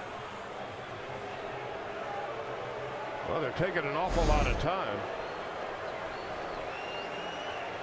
Oh yeah, he would have. That was worse than yesterday, and that's what Don Mattingly's talking about. Like, okay, you're going to give it to him. So apparently Ted Barrett believes in the neighborhood play, but your first base umpire, Chris Conroy, doesn't.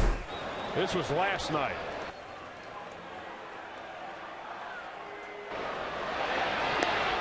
And that is what set everything off. Justin Upton couldn't believe it.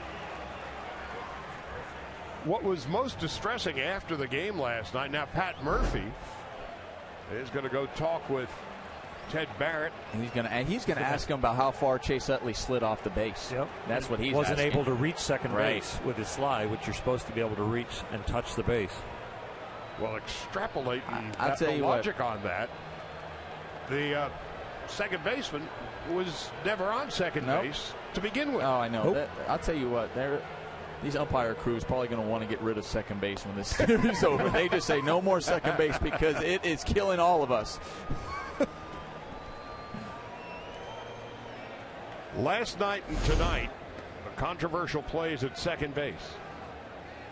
On the left, of course, is Utley. On the right, the next time Jerko steps on the bag will be the first time. Utley's been involved in both of them. Yeah. You tell me which one was out and which one was safe. Oh. Either way, the Dodgers have now managed to tie the score. First and third, 2 out. And Yasmani Grandal is coming up. 3-3. Grandal has struck out and walked. I tell you, on that play, both managers have a good argument. They have the right argument. Yes, he was off. Mattingly was right. And yes, the slide was off too. And Pat Murphy was right. And the Dodgers got a run out of the deal. We're tied at 3. First and third and 2 out. What was most disconcerting about last night and the quotes after the game, Mattingly said that Chris Conroy, the second base umpire last night, told him, I don't believe in the neighborhood play. Well, your job is not to believe, but to enforce the rules. And it's not in the rule book, but it is in the review rules where it's reviewable or not. It is in there. So they obviously believe in it. Sort of. Everybody but Chris Conroy. That was not it. The umpires did not distinguish themselves particularly well last night. This will be an easy play for Myers, and that will end the inning. However, the Dodgers come up with a run. 1 hit, 2 walks, 2 left. Halfway home, tied at 3.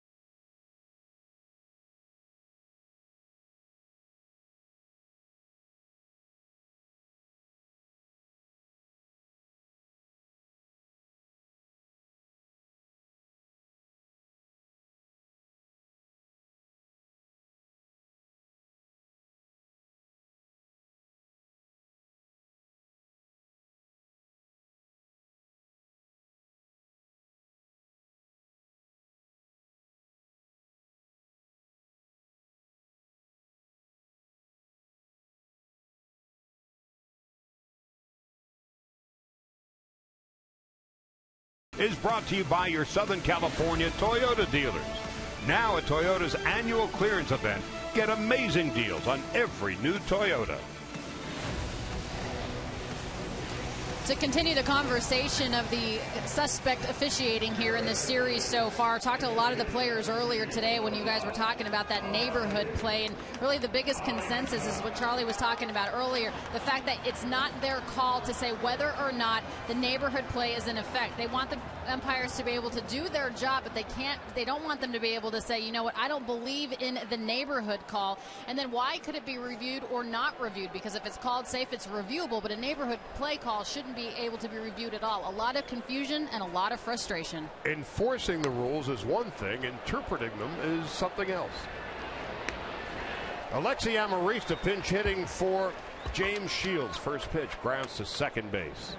Shields goes 5 innings, 3 runs, 3 hits, 4 strikeouts, 6 walks, and gave up 2 home runs. And Utley's been in the middle of everything.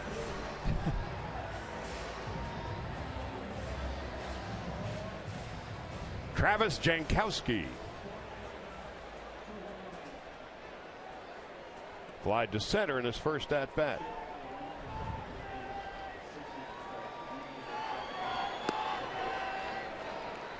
Before the game, Mattingly said he received a call from Joe Torre. And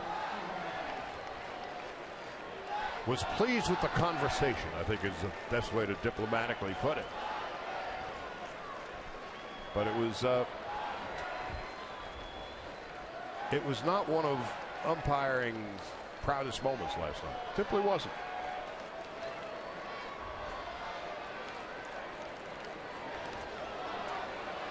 In the dirt, Jankowski is struck out, the 6th strikeout for Bolsinger, 2 out. I think it would be really big for Bolsinger if he's able to have a quick inning right here. Yeah, it's a 79 pitches and a real quick one, only 4 this inning. You see he could really get the game in order and get an inning deeper into this game before he turned it over to the bullpen, and it could have been a rocky ride to this point, but at 3-3, you still got a chance for a W for your team and for yourself. He's retired 7 in a row, and Hervis Cerlante stepping in. Takes high, 1 ball and no strikes. Solarte has walked and bounced to second. Jerko is on deck. Way outside. Well, with Latos having struggled in his last 4 starts, the Dodgers really would like to see Bolsinger step up.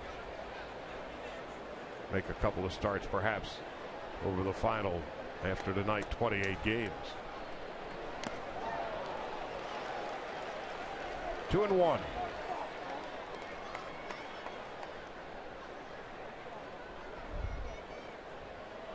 Solarte came over from the Yankees last year in the deal that sent Chase Headley over there. The 2-1 high and inside, 3-1. Padres are thrilled with the play of Solarte. 4 hits last night. Walked and scored a run tonight. And Bolsinger walks Solarte for the 2nd time. This ball just slips out on him again. We just haven't seen that out of Mike when he was here. He's also looking down at his footing. I don't think he's looking for excuses. He's just struggling.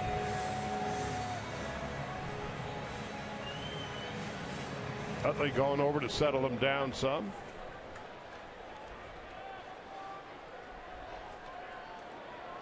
Jerko, a home run in his last at bat. Kind of a Jeffrey Mayer type of home run. It appeared from here that a fan was leaning over the left field wall, and there he is. Handlebar mustache and all, but he couldn't handle the home run. What turned out to be a home run. Initially, we thought it was a double in play.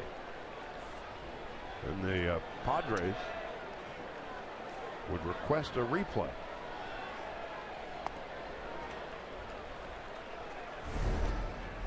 That was then.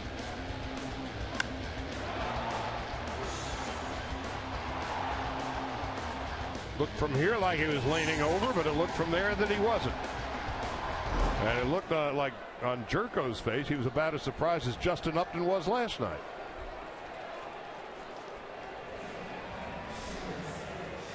Now Rick Honeycutt's going to go out and try to settle down Bolsinger. This is his 7th 2-0 count tonight.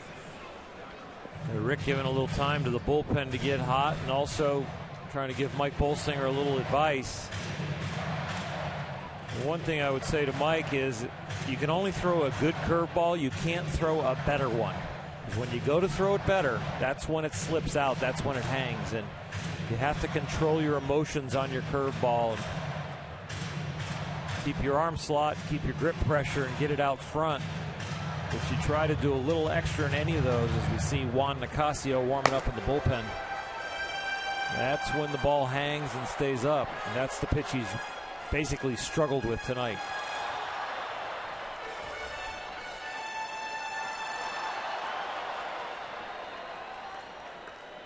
Three runs, 3 hits for the Dodgers, 3 runs, 2 hits for the Padres. And we're 2 hours into the game and not through 5 innings yet. How does that happen? So you're saying it's flying by. Slow pace of game. On 2-0. There's a strike. 2-1 to Jed Jerko.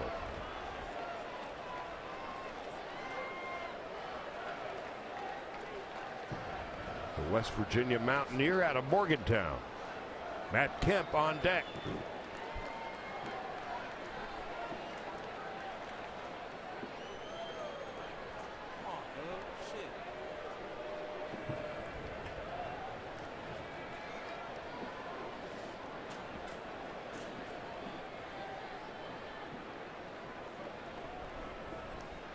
So the Giants lost again.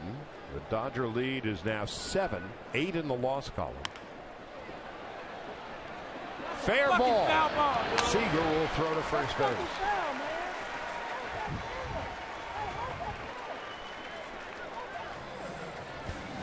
And that will end the inning. So Bolsinger is able to get out of it. No runs, no hits, a walk and a man left. And we'll go to the 6th. Dodgers and Padres tied at 3.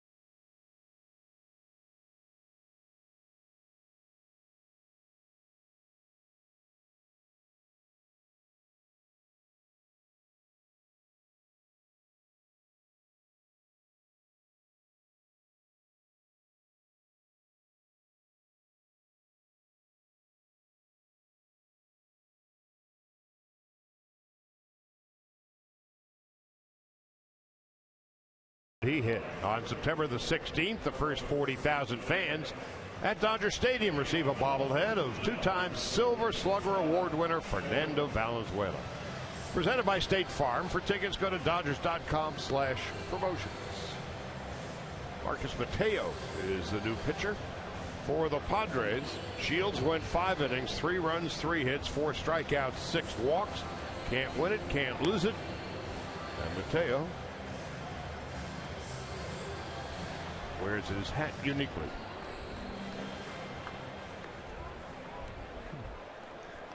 I can't tell which way he's looking. If he was playing shortstop like Jimmy Rollins, he wouldn't have to knock his hat off because the bill wouldn't be in the way. Scott Schebler to lead it off. Schebler, first big league home run in the second inning. Traveled 443 feet. Then he bounced to short. So Schebler with his first big league home run. Not intimidated by that 95-mile-an-hour fastball, and it's 1-1. Jock Peterson on deck. Bolsinger due to hit third.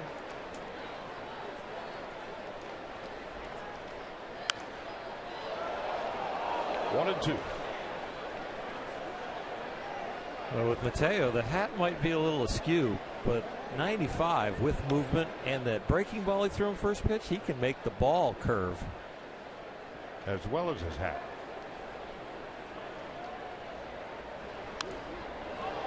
Would that be distracting at first, Nomar, or you're just looking for the arm slot in the ball? I'm not worried about his hat.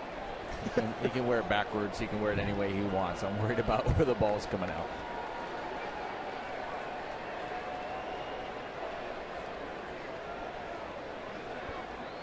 One and two as we begin the sixth inning. Down on a 95-mile-an-hour heater.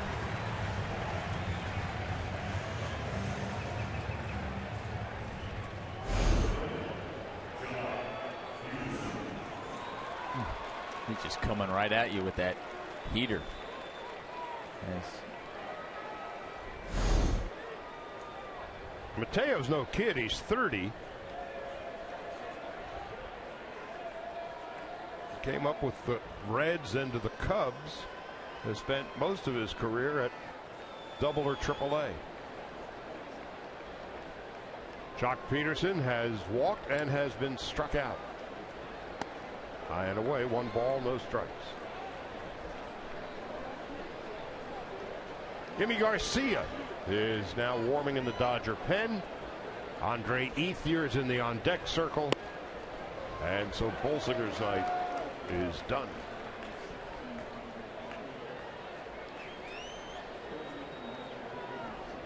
Three runs, 3 hits for the Dodgers. 3 runs, 2 hits for the Padres.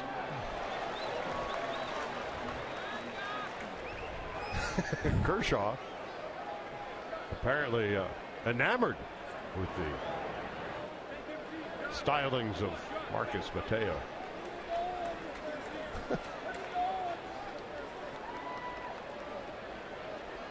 One ball and 2 strikes. Inside, 2-2. That's like a frisbee slider right there, Oral. That breaking ball right there. It just kind of breaks on the same plane. Maybe Kershaw is trying to see, how that brim kind of blocks one side of the eye for the shadow. They're rally caps. See, the thing, Clayton is so smart that he has his tilted the opposite way because he's left-handed and Mateo's right-handed. So he's mimicking him perfectly. There you go. 3 balls and 2 strikes, 1 out in the 6th. The shift is on for Peterson. And Mateo foul back and off to the right.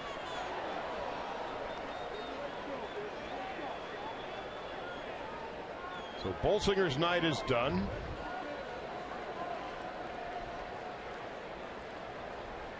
If the Dodgers can play to run here in the 6th, he's got a chance to win it.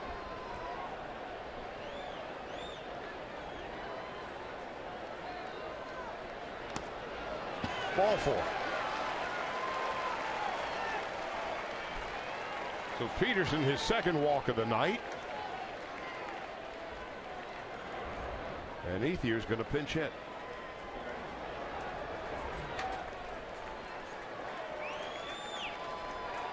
And Mike Bolsinger still has a chance to win it, and he can't lose it. And it's been a battle to get to here. Mark Zipchinski, the lefty, is warming in the Padre bullpen, and Pat Murphy is going to make the move. So Ethier, as soon as he was announced, Murphy came out of the dugout, and he'll get the ball from Mateo. And we're going to take a break. 1 out, 1 on, 6th inning. Ethier about ready to pinch hit. All tied at 1.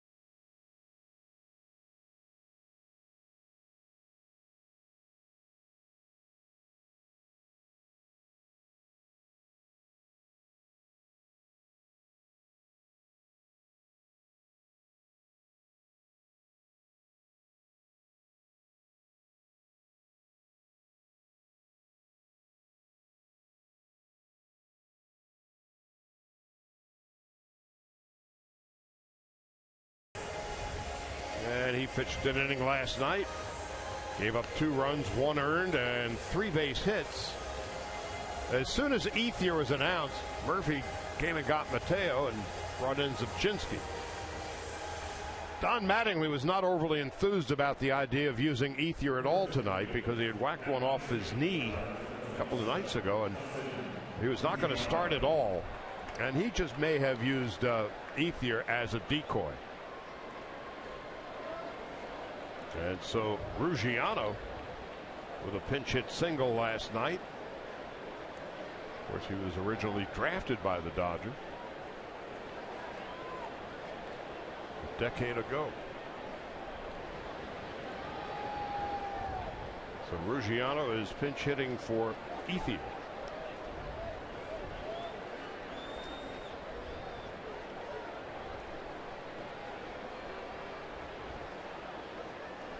Tied at 3, 1 out, 1 on in the 6th.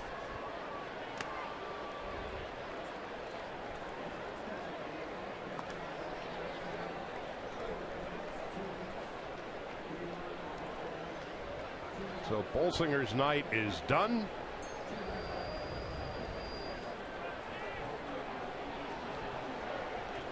He's got a chance to win it if the Dodgers score a run here in the 6th.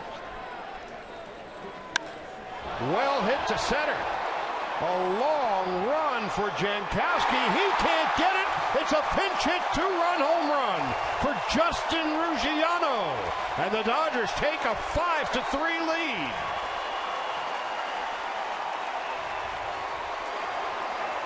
So if Ethier in fact was the decoy, the big game was Justin Ruggiano. Ruggiano does a good job getting the barrel to this ball down and in and driving it to center field. Looking that ball away, comes on the inner half, just takes the barrel to it. Nice easy swing and drives it right to center field. Nice piece of hitting by Justin Ruggiano and great timing. Got to impact these young guys. Ruggiano, Corey Seager, Schepler made. That's awesome.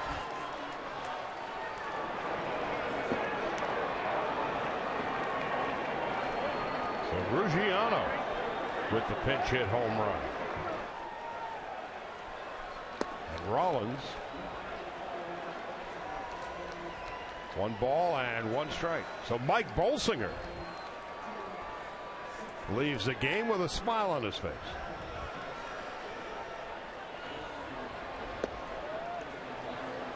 He's been on the hook for the other side. Now he's on the hook for the W. So Bolsinger goes 5. 3 runs and 2 hits.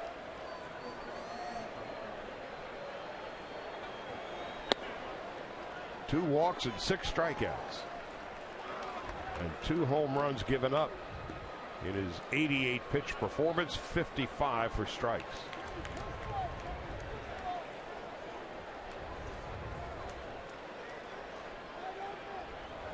Rollins 1 for 3 and a base hit into left field. Now 2 for 4.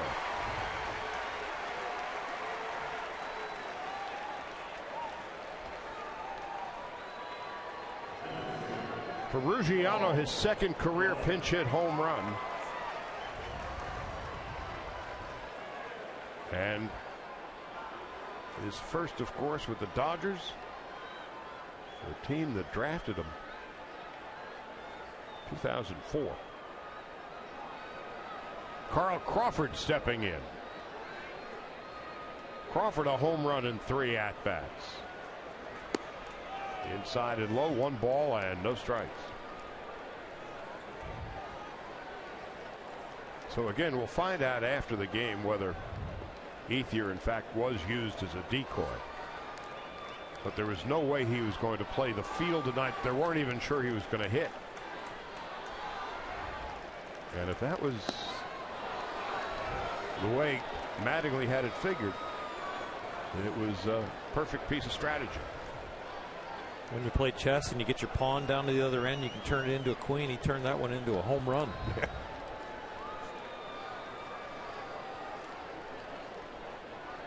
One ball, 1 strike to Crawford, with Rollins leading off first. 1 and 2.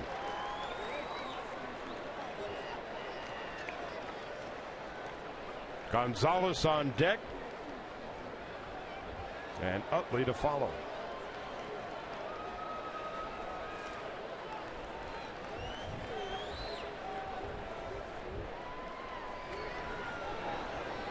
Rollins is just itching to steal a base.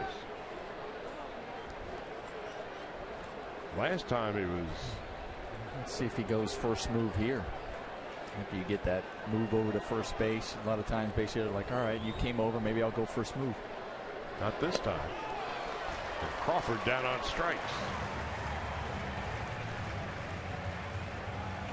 Now that we're getting to September and then hopefully October, there is a different energy level that we're seeing from Jimmy Rollins. See, that sense of urgency, that sense of panic, that sense of responsibility of taking this team to the next level. He really looks like he's leading by example now in this stretch run. Well, he and Utley been there, done that. And Gonzalez 0 for 2 and a walk. Nomar, you know this better than anybody. Is there an energy level that you can go to as an aging player as you're getting near the end of your career and you know you can't play at that level for 6 months, for 7 months? There is. I mean, after when you've been around the game that long, you know kind of how to pace yourself and know what you need to do to get through an entire season. The 0-1, 1 ball, no and ball, you also strike. know what September is like, and when you're on teams that are trying to get to the postseason, and I always say it's critical. It's important to be on those types of teams because that adrenaline and knowing that next level can carry you through September. 0-2 with 2 out. Yeah, tonight we see him break out of the box for the double, get to first base after the ball's already been received in right field, still stretch it into a double. We'll see him stealing third on a 3-0 pitch when he's on second. We're just seeing some finer hustle moves from him now. On 0-2, and there he goes. Into center field. That one is well hit. Jankowski can't get it, and either can anybody else. A two-run home run for Adrian Gonzalez.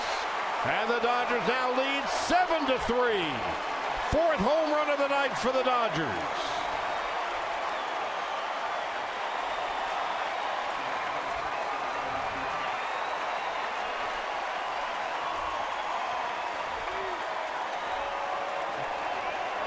I was impressed by this swing by Adrian Gonzalez.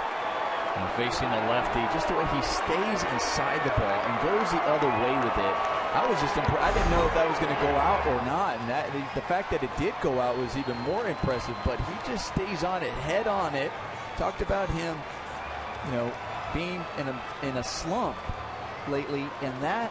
When you look at that swing, you're going, there's no way he's in a slump as he stays on that ball on the outer half and hits it just out of the reach of Jankowski, who made a great effort out there in center field. So meanwhile, Pat Murphy's moves completely backfire. Brings in Zabczynski. Ruggiano hits a two-run home run off him. Rollins singles. Crawford struck out. Then the Gonzalez two-run home run. And the Dodgers lead by 4.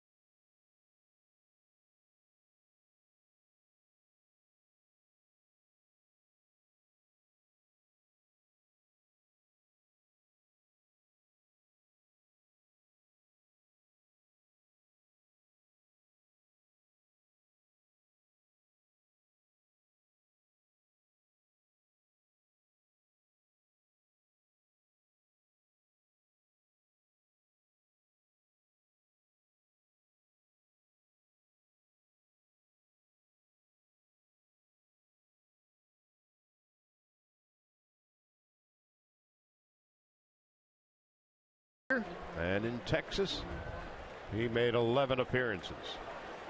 Meanwhile, Mark Zabczynski pitched an inning last night and gave up 2 runs and 3 hits, one of the 2 earned. Tonight, Zabczynski pitches a third of an inning, gives up 3 runs and 3 hits, and leaves the game with an ERA of 9.64. Ouch. Chase Utley, and it's 1 ball, 1 strike. So the Dodgers with a 4-run lead. And this year, when the Dodgers score at least 4, they are 56-11. Now it's up to the bullpen to finish it off.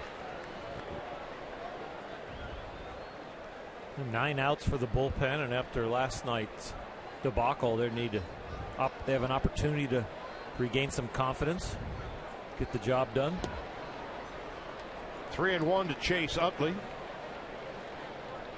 who's walked twice and flied to center. Adrian Gonzalez this year is 19 for 54 against the Padres, 352 with 7 home runs, and that one is well hit to right. Chase Utley has left the yard. The 5th home run of the night for the Dodgers. Utley's 2nd home run with Los Angeles. And it is now 8-3 as the Dodgers are playing home run derby in a ballpark where you're not supposed to hit very many home runs.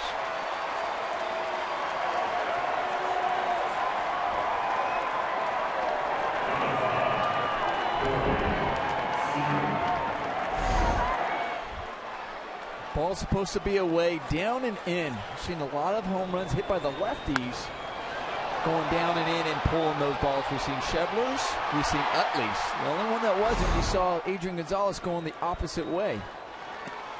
Now Corey Seager.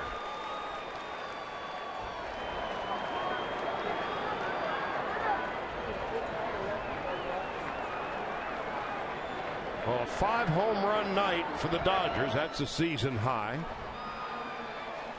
They're now at 162. And it's a line drive base hit. Well, Seager is on his way to second base, and he will arrive with his second big league double. Well, the Dodgers appear to be venting their frustrations from last night's loss and taking it out on Murphy's pitching staff. Corey Seager's third big league hit. He's got 3 RBIs, the 2 last night and 1 tonight on his fielder's choice ground ball with the bases loaded. Down and in, he is starting to prove that, yes, he can swing and miss that pitch, but he also has made adjustments to hit that pitch. It's a nice swing on that one. And Grandal stepping in. Grandal hasn't had a hit since August the 16th. He's due. He struck out, walked, and grounded out.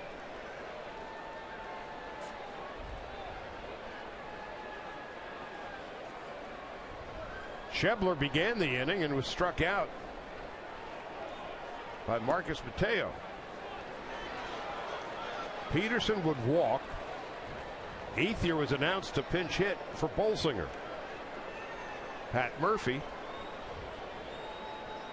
brought in the lefty Zipchinski to face Ethier, who was promptly pulled. Ruggiano pinch hitting for Ethier, hit a 2-run home run. And then the Dodger fun began.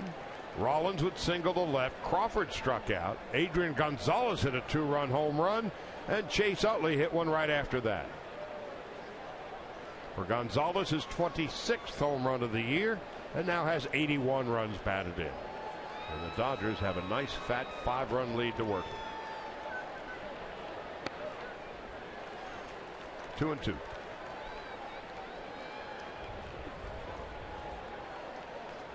Well, last night the Padres scored 4 in the 8th, and tonight the Dodgers put a crooked number up here in the 6th. The Dodgers put up 5 in the 6th last night. That lead did not last long, however. We're hoping for a better outcome tonight. Yasmani Grandal will be next. It was 7-4 last night after the 5 spot in the 6th. Tonight we've got 8-3. They just don't want to venture into the same old neighborhood. They have set the table for the bullpen again.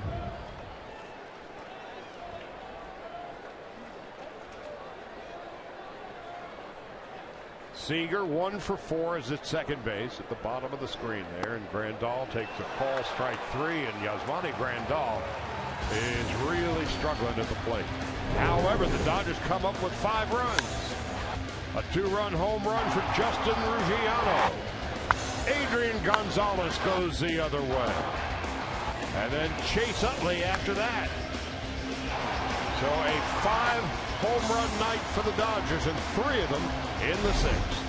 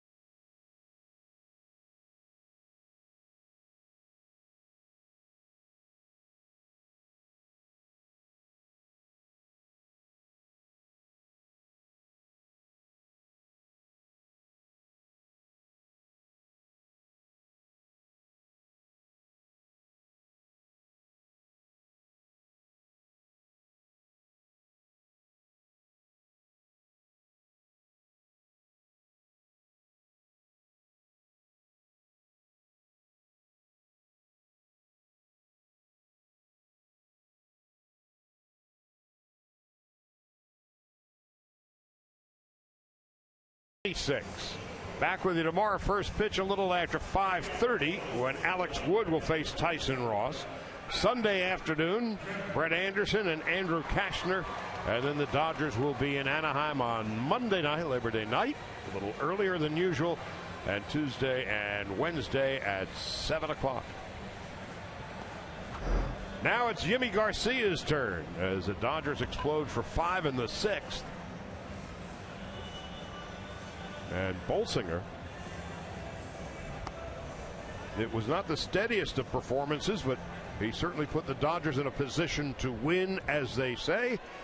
And he did, and so far they're doing it. He was 5-3 with a 2.83 coming into the game. He goes 5 innings, gives up the 3 runs, 3 earned. But when they pinch hit for him, that's when they exploded. So the ERA went up to 2.97, and he's got a chance to get another W, go to 6-3.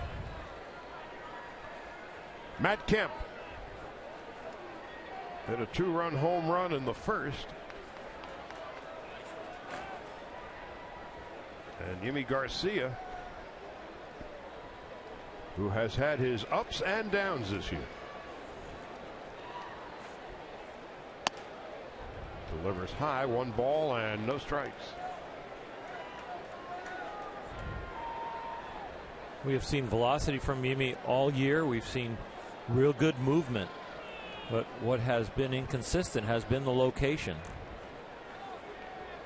And he has paid for that location or lack of same, giving up 7 home runs. That pitch right there is what we saw early in the season, where he could just dot an I on the outside corner. Wherever Yasmani or AJ Ellis put the glove, it seemed like they hardly had to move it. And he started to struggle as the ball started to wander towards the middle of the plate. 1 ball and 1 strike. Gonzalez with a perfect toss to Garcia.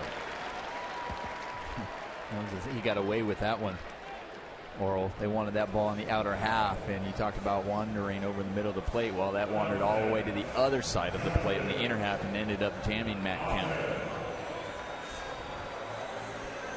That's when it moves from a mistake to effectively wild. It depends on how good you are. Depends on the result. 1 out, and here's Upton, who struck out twice against Bolsinger tonight. Dodgers 8 runs and 8 hits. The Padres 3 runs and 2.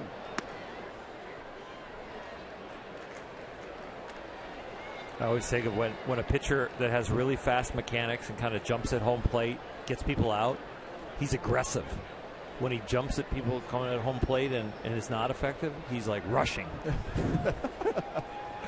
When Mariano Rivera, if he, with his nice, slow, deliberate mechanics, if he wasn't getting people out, they'd be like, he's not trying, he's not tough enough. But when he gets people out with those slow, beautiful mechanics and hits the spot, he's poised. Yeah. That's the truth. It's like results lead to the adjectives. Wild and effectively wild. Exactly. And I think that's why sometimes the players get frustrated, because they're like, no, I'm the same person. I'm just not hitting my spots. Right. 2 balls and no strikes to Upton with Derek Norris on deck.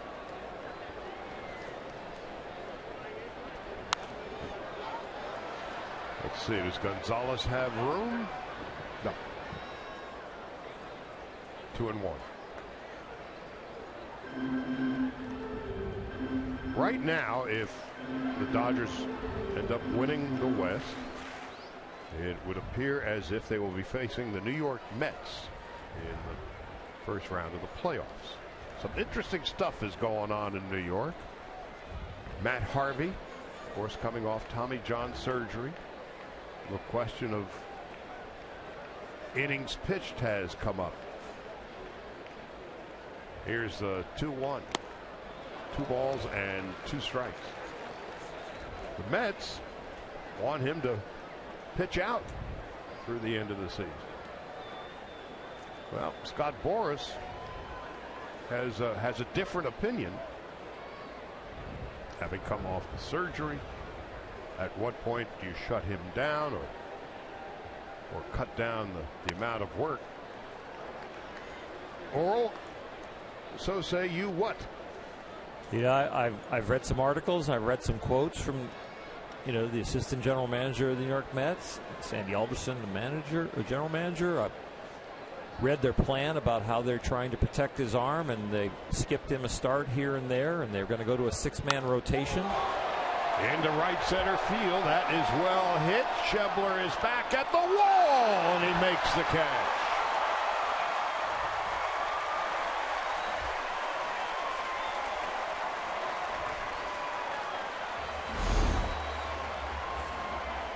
Justin Upton gives this ball a ride. We're talking about how hard it is to hit home runs here. It seems the ball's carrying a little bit better today than it was yesterday, but Schebler stayed on that ball, watched it all the way through, knew where the wall was as well, and made a nice catch. So now 2 out, nobody on. Norris coming up. And so the big question surrounding Harvey or anybody else, for whom does a player work? And they're under contract to a team. And of course he has his own vested interests, and his agent Scott Boras representing him at the moment appear to have disparate interests with. Well, Matt Harvey's got 166 and a third innings, and Scott Boras, who has also recruited Dr. James Andrews, who put Matt Harvey's elbow back together with the Tommy John surgery, has said they don't want him to go over 180 innings. And the Mets are like, we've taken care of the arm. We're not putting him in peril. We've watched his pitch counts and his workload. We've rested him according to what we feel is the safest way. And they want him to pitch on as the ace of the staff. Derek Norris, 2-1. And there seems to be a public debate between the Mets and Scott Boras on how to use Matt Harvey. And if they wanted to, Scott Boras, I'm not sure, should have brought this up this late in the season. If you're talking 180, you could have really manipulated those 180 over the course of the season if that was something that was brought up and discussed. But now that you're bringing it, it's yes, exactly. But I think now, bringing it up now, and I got a question, Oral, too. I mean, they say 180 innings, but there are all different types of innings, from stressful innings to not so stressful innings, right? Exactly. Now the 2-2. 3-2. How many of those innings were, 25 pitches and above? Was he pitching with a lead in most of the innings, or was he pitching from behind, or was it a tight game and was it late? And did the late innings, were they a lot of pitches? So, it's one thing to have a 25-pitch inning after you've already thrown 80 pitches, and it's one thing to have your 25-pitch inning in the first or second inning. Norris down on strikes. Garcia retires the Padres in order, although Upton gave one a long-distance ride, but Schebler would track it down. We'll go to the 7th. Dodgers 8-3.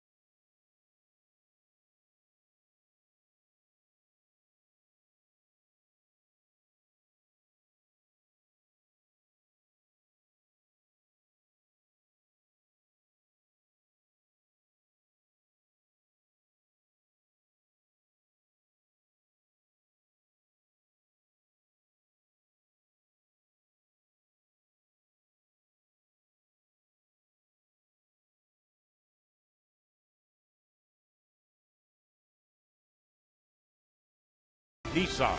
Choose Nissan today for great offers on our most exciting lineup ever. Shop at ChooseNissan.com.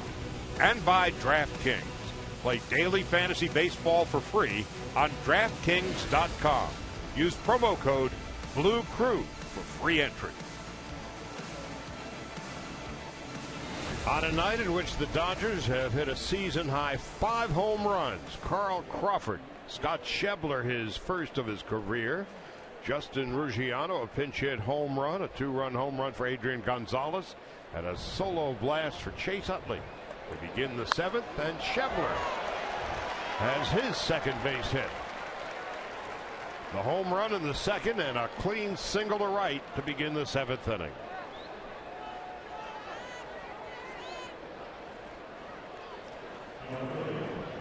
Schebler made a nice catch, tracking down the long fly ball off the bat of Upton in the 6th inning. And Jock Peterson coming up. He has walked twice, scored a run, and has been struck out.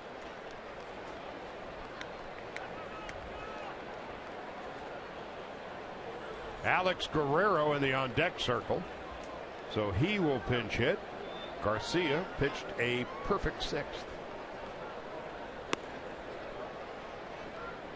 Garcia 15 pitches, 8 for strikes.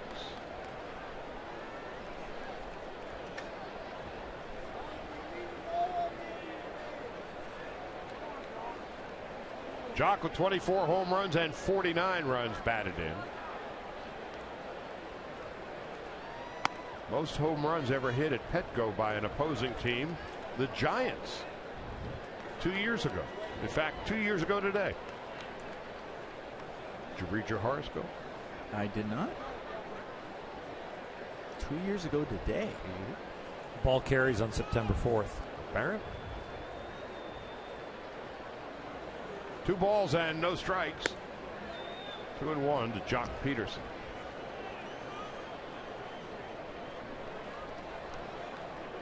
So the Giants lost again today. So the Dodgers can go a season-high 7.5 in front of the Giants and 8 in the loss column. And after tonight, 28 games left. The 2-1. Strike 2-2.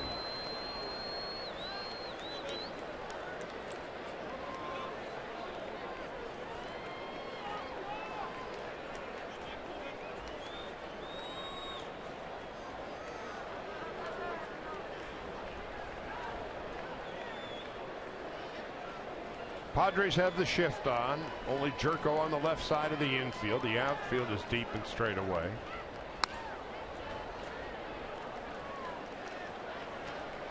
Two balls, 2 strikes.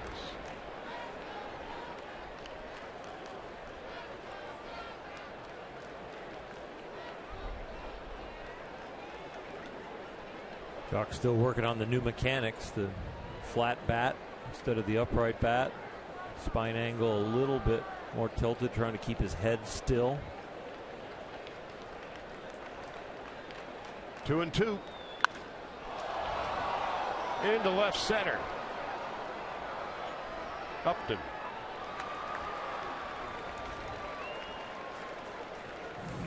One out, one on to the top of the 7th.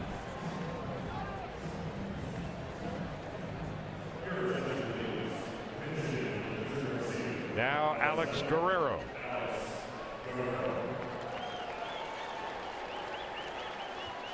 Guerrero, of course, had a pinch hit home run.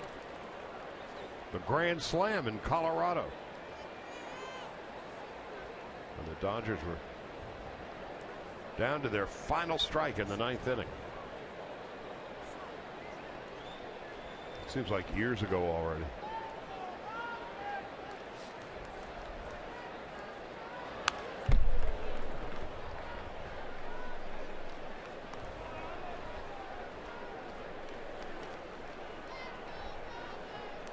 Dodgers still have one more trip to Denver.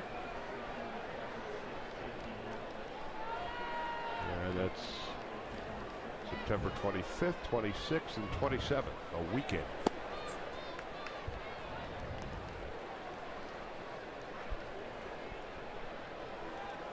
J.P. Howell, who gave up a home run last night. Looking for a little revenge is warming up in the Dodger pen with Chuck Krim watching. Rollins on deck. Schebler leads from first. Hit to right. And now Kemp a couple of steps back and several steps in. 2 out.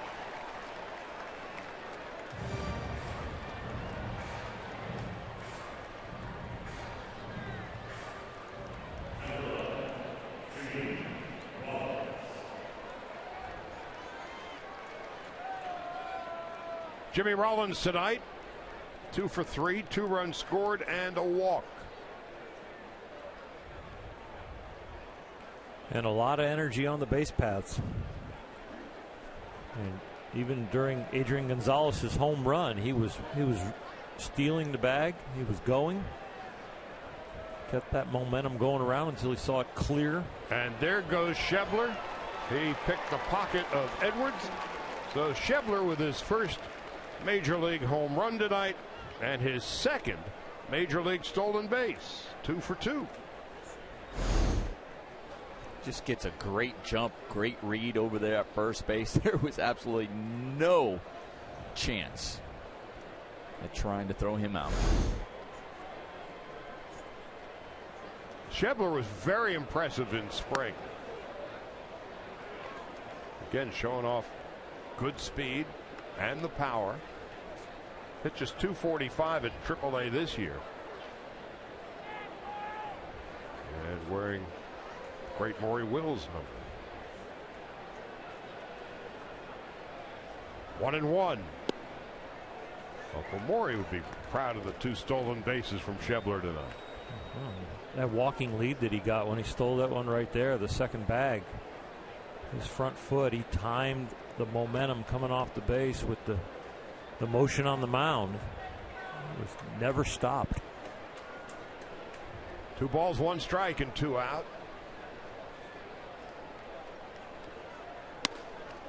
Rollins takes up and in, and it's 3-1. Carl Crawford on deck.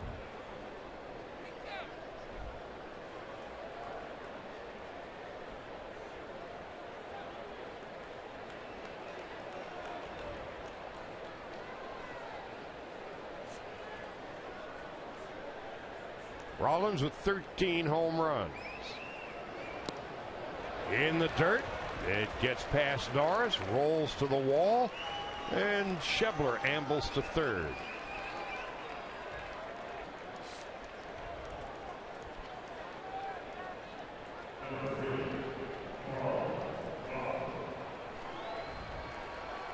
You get the sense that that pinch hit home run by Ruggiano just took all the starch out of the Padres.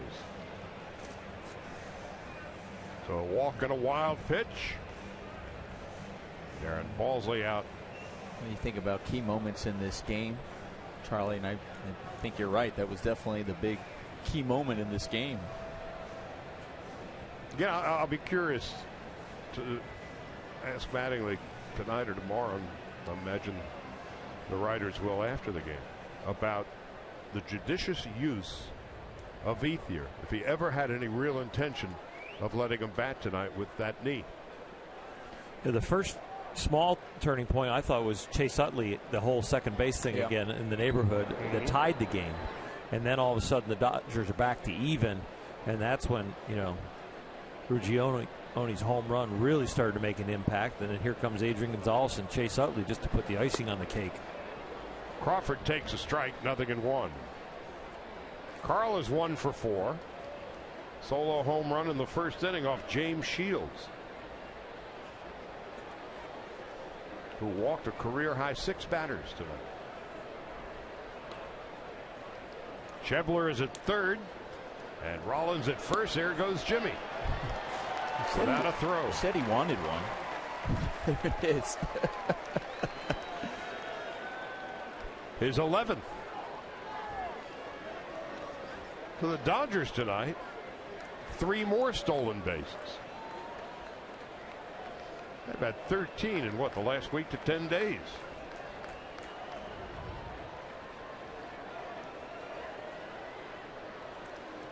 One and one, second and third. Inside and low, 2-1.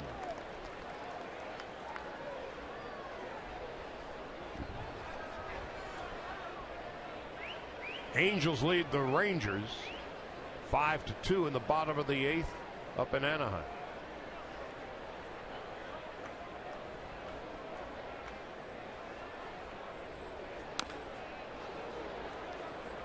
Crawford off his foot.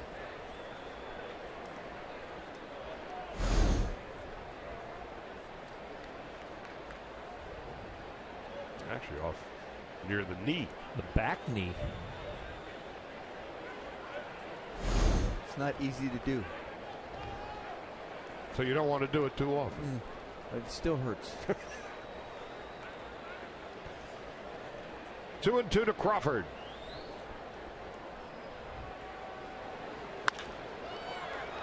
Should be an easy play for Spangenberg, and that's going to do it. No runs, a hit, a walk in, 2 left, 7th inning stretch. Dodgers 8-3.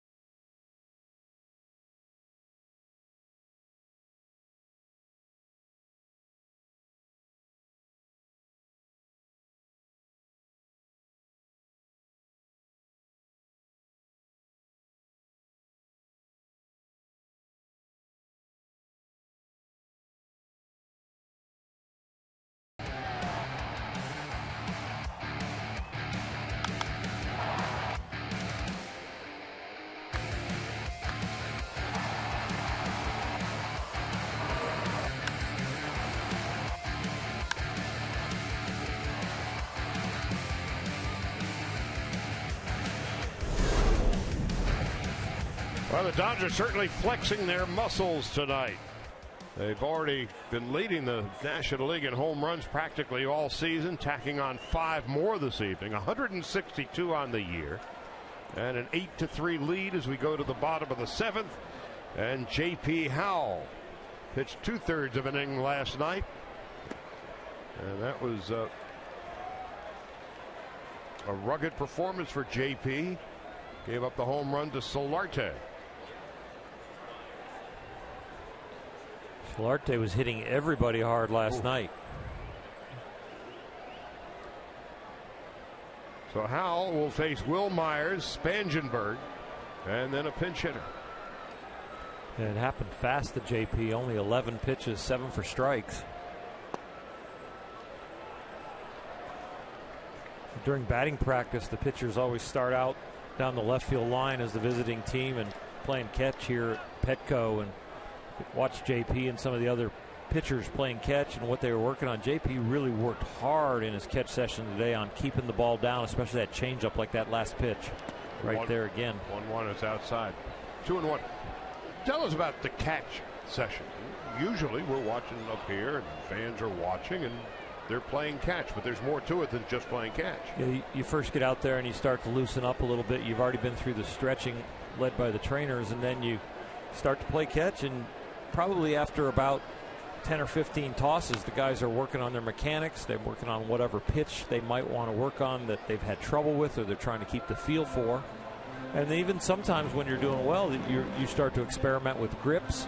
You start maybe experimenting with somebody else's pitch that they're having success with, as we saw with Clayton Kershaw adding the slider, and we saw Ryu add the slider after watching Kershaw, and you'll take it from catch into your bullpen sessions. And there's always a lot of experimentation and a lot of work going on. Myers on 2-2 takes inside 3-2. The hardest part about being a pitcher is that you cannot practice as much as you want, because you can't, like in golf or being a hitter, you can go into the cage and go, take 500 swings. You take your rest, take your rest, take your rest. You can watch your workload, but you can, as a pitcher, you got about 60 tosses, maybe 80 in a day, and you got to watch the effort level. One more time for Will Myers. And your theory, and the pitcher's theory and thought is that if I can control just playing catch with that grip or the way I'm releasing it, I should be able to control it when I take it to the mound in the bullpen. Yeah, you work towards that. There is a different feel and a different release point when you get to the bullpen because you're going down a hill. Yeah. And a different effort level. But yeah, you do. It's like shooting foul shots to work on your technique, and now it's going to make you a better three-point shooter. Right. 3-2 to Myers, beginning the bottom of the 7th. And he's done. I think a lot of young pitchers, and they waste a lot of those throws. There's a finite amount of throws that you can throw in a day before your arm's going to start to hurt or get tired. And I think they waste a lot of those just trying to get loose. And I always thought the moment I picked the ball out of the ball bag, I had to have a purpose with that next movement with my arm. That very first toss, it was about getting my foot in the right place, getting my leg kicked the right place, and then releasing the ball. Even though I was just warming up, that throw had a purpose other than just moving to get warm and break a sweat. Clint Barnett's pinch hitting. And Melvin Upton Jr. is in the on-deck circle. So it sounds as if, or looks as if, Pat Murphy's beginning to empty his considerable bench. A 5-run Dodger lead. 0-2 to Barmes.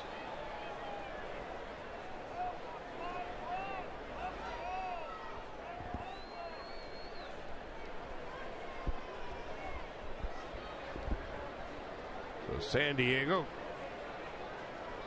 getting walloped tonight by the Dodgers after they administered a 10-7 beating on the Dodgers last night.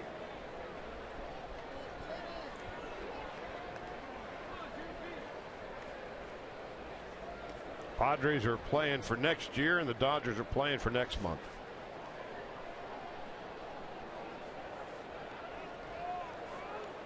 And they can edge a little bit closer if they can close the door on the Pods tonight and whittle the magic number down to 21.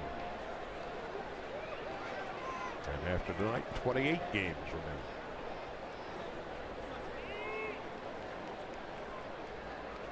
Cargo and Arenado back-to-back home runs against the Giants tonight. 2-1 in Denver. Barmes is done, 2 out.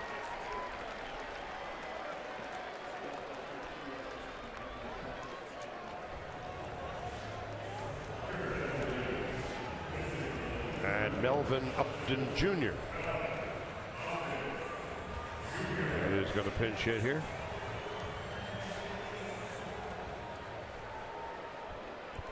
Upton having a much better year here than he did in his days in Atlanta. In order for the Padres to get Craig Kimbrell from Atlanta, they had to take Melvin Upton Jr.'s considerable contract.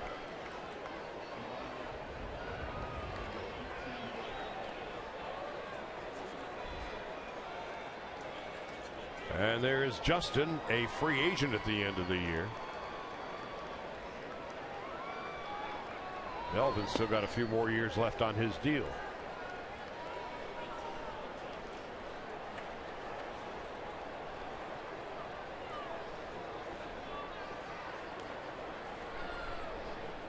A ball, a strike, and 2 out in the bottom of the 7th.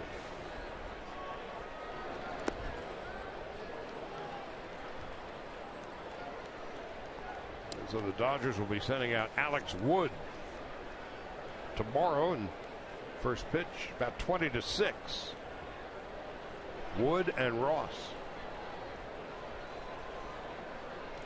Wood's going to be making his 27th start and his 7th with the Dodgers. And then on Sunday, Brett Anderson and Andrew Kashner. There they are.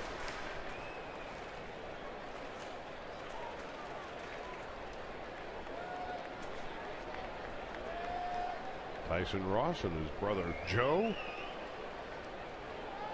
Pretty good pitchers.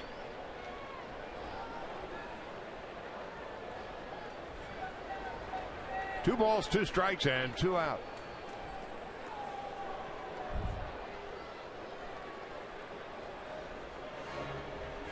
Al and Grandal trying to get on the same page. This will happen sometimes when a pitcher has struggled the night before and he's worked on some things and he's really concentrated on bringing that into the game, and JP has with his changeup, and all of a sudden your pitch selection in your head, what you're comfortable with compared to what the catcher wants according to the scouting report and what he sees, he's just on a different place. 3-2.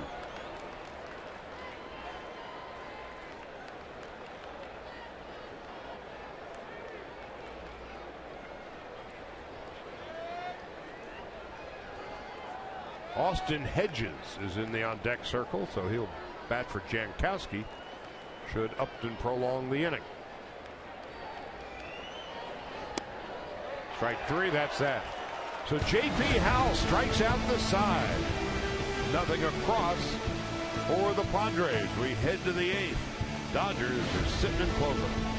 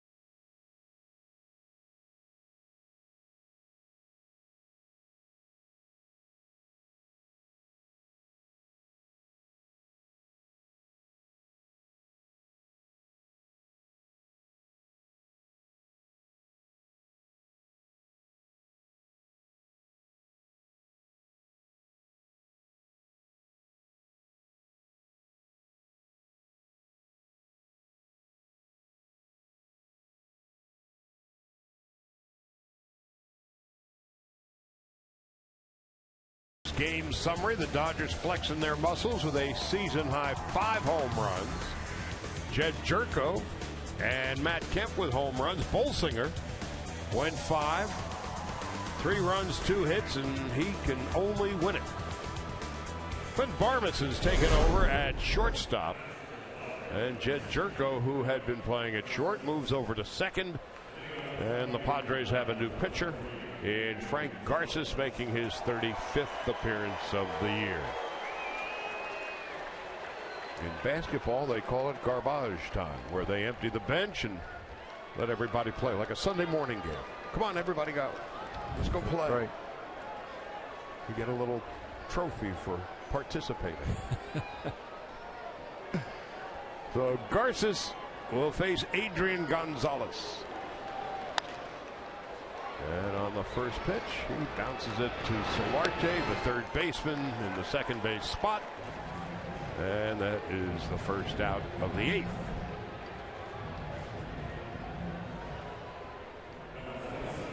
So how do you score that? Is that 5-3 or 4-3? And there has to be some modification somewhere.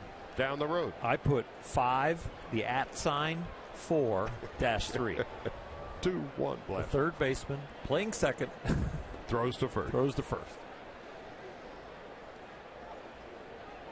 Chase Utley. Utley with a home run, his second with the Dodgers. He's walked twice and flied to center.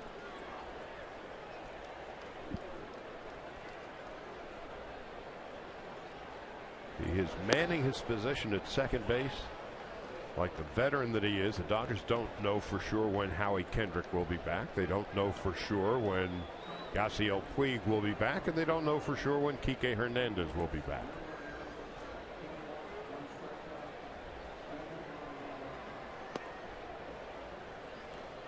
Omar, when somebody comes back and hasn't been exposed to big league pitching like Howie Kendrick for a long time, there are some guys that can just jump right into it and don't need rehab games and get their timing back real quick, maybe only in a game or an at bat. And there's other guys that really do need those rehab games down in the minors. There will not be that luxury this year. The playoffs now are beginning. And you hope you're one of those guys who don't need a whole lot of time, that you think like right. And sometimes you can be the guy that doesn't need a whole lot, but for some reason, you know, you have one when you're laying off for that long, you come back and you're like, gosh, I could really use a lot more at bats. Utley down on strikes, second out of the 8th. And that's the whole key to player development too. You've got to experience certain things. You got to experience the A-ball fastball and lack of command, and learn discipline and hitting strikes. You got to learn the AA breaking balls, and now these guys can throw them when they're behind in the count. And then you get to AAA, and the guys are even more refined. You just can't jump from like rookie ball to the big leagues. Oh no, there's definitely, and oftentimes when I would go down from a rehab assignment, I would actually rather be in AAA than AA. Corey Seager's the batter, and he fouls it off to the left. It's 0-1. Because a lot of times it was dealing with guys who just had command. You didn't want to, if you're rehabbing, you were worried about the guys who had lack of command, and you're like, all right, am I going to get hit? Seager with an RBI tonight on a fielder's choice, and his second big league double. Started at third base this evening. He can swing. Yeah, left on left situation right there. When there was no fear in that cut, he opened it up and let it go.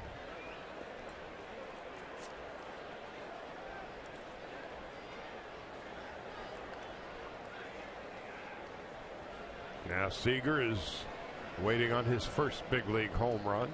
Scott Schebler hit his first tonight. 1 of 5 hit by the Dodgers. Gonzalez hit one. Jock Peterson walked a couple of times tonight. Seager 1 for 4. 2-1.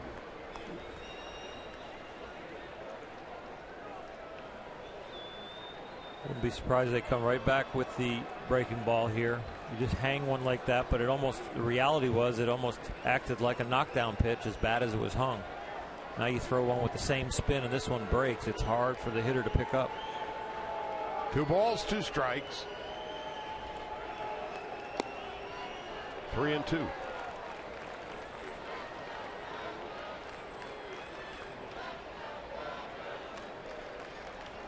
Yasmani Grandal hoping to get a shot at it here in the 8th. He would pay for a hit. He is mired in a big-time slump. 3-2 to Seager. Into center field for a base hit. He's something, isn't he? 2 for 5 tonight. That was a really good at-bat. I really liked the ball that he fouled off before going. You know, he fouled that out. It was hard over the third base dugout, which means he was, obviously he was just staying on the ball to foul it. And that one he stayed on it on the outer half and just took it back up the middle. And when I mean staying on it, he's not pulling off of that ball. He wasn't. His double was down the line where he pulled it. Sometimes you're thinking I can get really pull happy and pull off the ball, but he doesn't. Stays with it and takes it back up the middle. Grandal 0 for 3 and a walk, takes a strike. Nothing in one. I'll tell you, when you're struggling, calls like that our balls are out of the zone get called on you, and all of a sudden you find yourself behind in the count.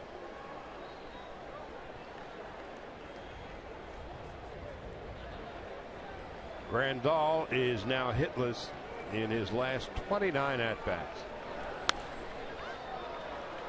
Off to the right.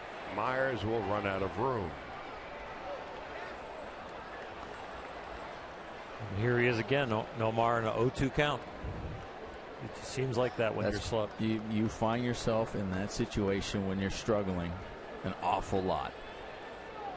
It's got to feel like a little bit of a fresh start getting hit from the right side.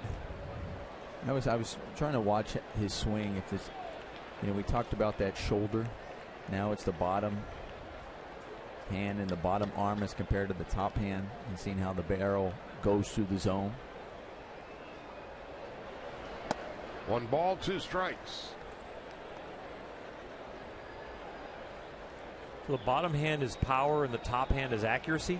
A lot of times that's how you think, or to guide it through. Although I was top hand dominant, so I liked having that strength on my top hand to try to keep the barrel above the ball as long as possible, as long as I can, going into the hidden zone. 1 ball, 2 strikes. Seager leads from first. And Grandal's troubles continue. Struck out 3 times tonight. 0 for 4 and a walk. Chris Hatcher is going to come in and pitch in the bottom of the 8th with the Dodgers up 8-3.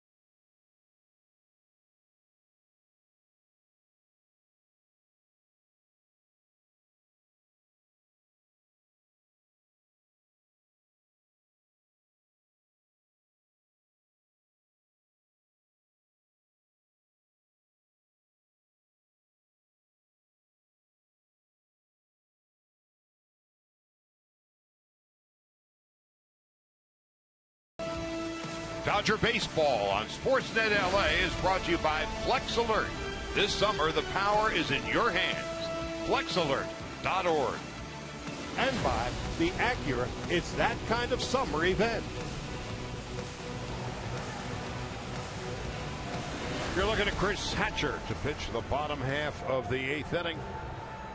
Last pitch in the Monday Night Marathon. 3 really terrific innings as the Dodgers would prevail against the Giants 5-4 and set the tone of that big 3-game series. And really, we'll look back perhaps at the end of the year. That was the beginning of the end of the Giants season. Jim Johnson came in and threw a couple scoreless innings, and Chris Hatcher was really the hero of the night. Gave him 3 scoreless innings, 45 pitches, and that was on Monday. So the Dodgers have given him plenty of rest after that. It was a career high in innings pitched and pitches, and now rested and ready to go again. Hatcher threw 45 pitches in those 3 innings.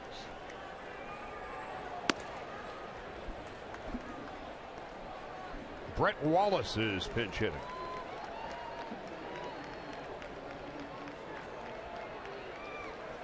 So indeed, Murphy is emptying the bench. Dodgers with 5 in the 6th. A fly ball to center field. Peterson heading back.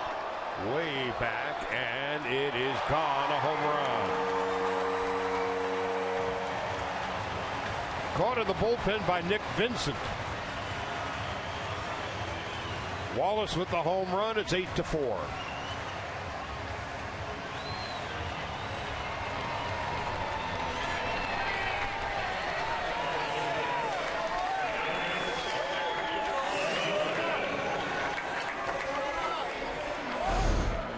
Oral, you were talking about trying to come in and gain some confidence, coming back after that good, strong outing where he went 3 innings and faces the first batter and gives up the home run. Yeah, it may seem like an inconsequential run right now, but it is something that is now a hurdle for Chris to really lock back in, because he has thrown the ball really well since he got back off the DL. Slider upstairs, 1-1. It's one thing to be on a hot streak and doing really well, but then when you face that next level of difficulty, can you now get right back in it and keep your mental focus, keep your mechanics, keep your rhythm? Solarte bangs a base hit into center field.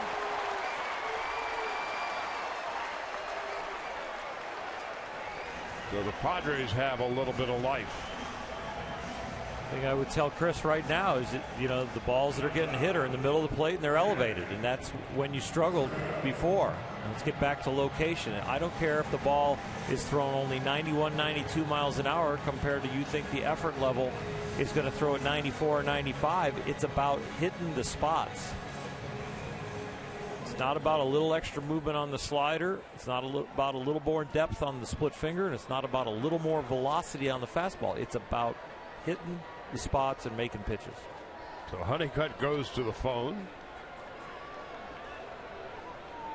Jerko's the hitter. And he takes a big rip at a 96-mile-an-hour fastball. Did a good job hitting the spot, though. Nice, basic, solid strike away. Generally low.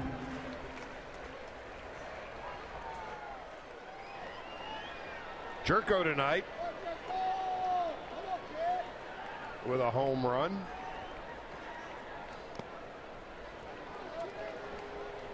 One ball and one strike.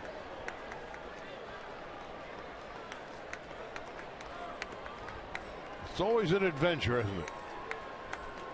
It seems to be. I mean, Chris could really put this inning in order here with a double play ball, start making some quality pitches right here, and you just have a solo shot and you go, okay, that was no big deal. But if you struggle with command and can't get it back on track right away, it is going to feel like one of those here we go agains. As you were saying.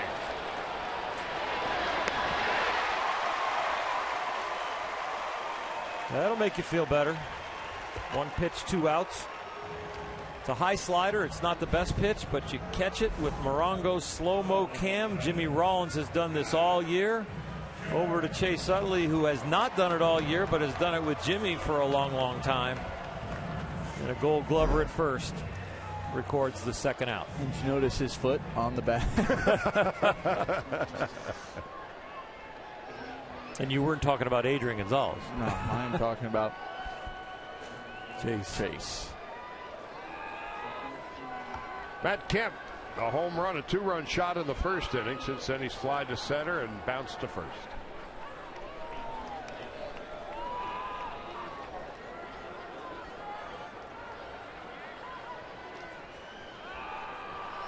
Kemp with 18 home runs now. And a fastball under the knees. No, Mar, when guys are playing in a shift, and I know you didn't play as many as they do, are they talking about you go in front, I'll go in back on ground balls? They're that close together, they can actually collide. No, they definitely are. They're definitely discussing, okay, ball hit in between us. Which angle do you want to get? So Jimmy's got probably the shorter, choppier ball because there's angle coming across the field, right? And Chase has got more of the hard one. Usually the person that's going toward first when they're fielding the ball, so Jimmy would always cut in front. And the other guy would go back, just like a ball up the middle. Like oftentimes you'll see the second baseman go behind and the shortstop coming across, because if that one that you field, the shortstop has the momentum going toward first.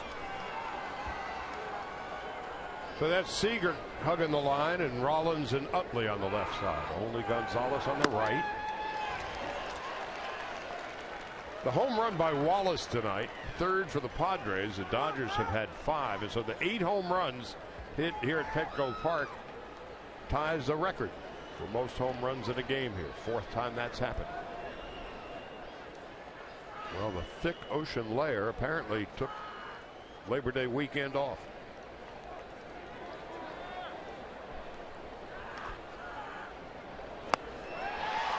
Kemp down on strikes, and Hatcher could breathe a sigh of relief. Gave up the leadoff home run to Wallace, then shut the Padres down. We'll go to the 9th, and Scott Schebler, who hit his first Major League home run back in the 2nd, will lead it off.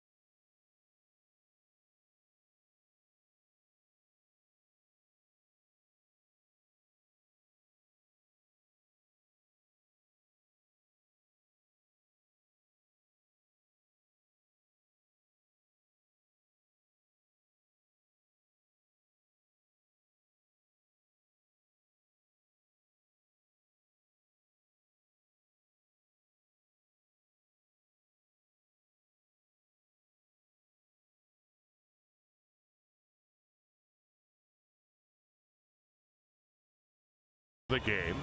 Tweet your photo with the hashtag SNLA Data Strong Fan for a chance to be shown in an upcoming telecast brought to you by T-Mobile.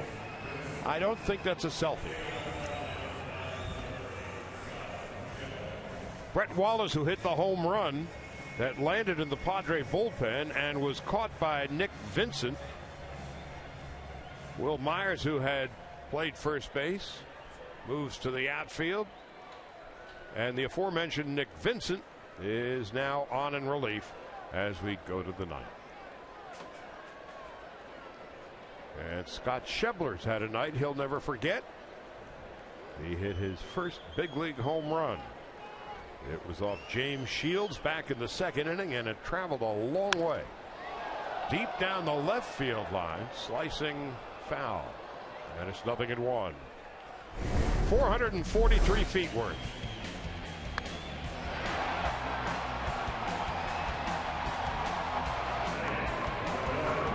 Schebler got the ball back in a hurry.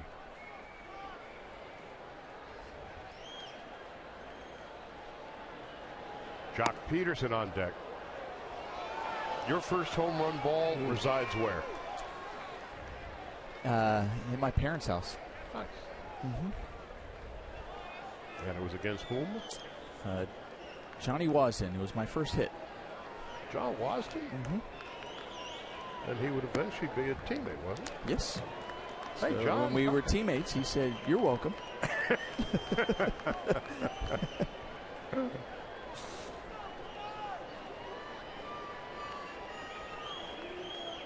So Schebler is 2 for 4 tonight. Fouls it back. Thank you for not asking about my first home run, Charlie. Against whom? I didn't have one. Hey, I covered all of Dwayne Kuiper's home run. all of one, huh? Bingo. He always reminds me it's one more than you did. Exactly. And he's had that lead for 40-something years. Did he hit it in Cleveland? Yeah. And was it against the Yankees? No. I was working in Cleveland. You were in Cleveland. I was a young broadcaster, and he was a young second baseman. Now we're two old broadcasters. Schebler down. It's the first out of the ninth. And Jock Peterson's coming up. Peterson tonight 0 for 2, 2 walks, and a run scored.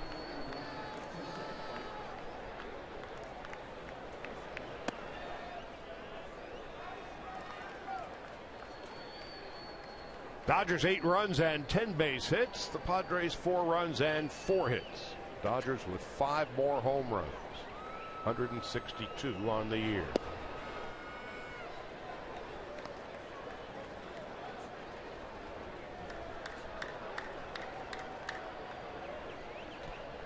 So 7 of the 8 Dodger runs tonight came home by way of home run.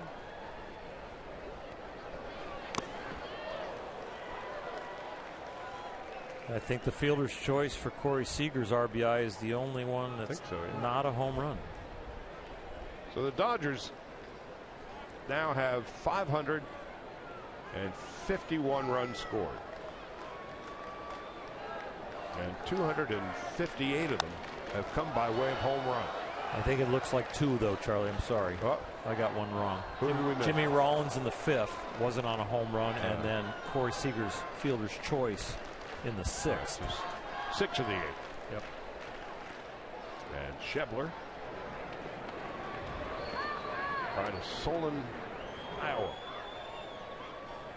Jim Johnson and Kenley Jansen.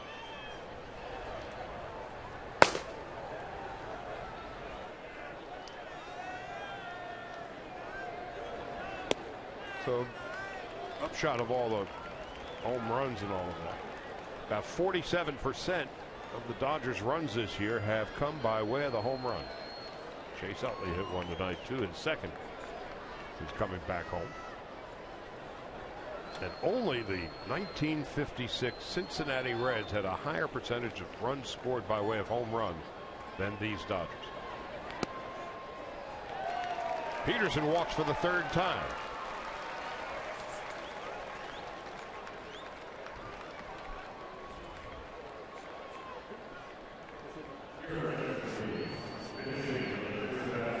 Now Austin Barnes is going to pinch hit.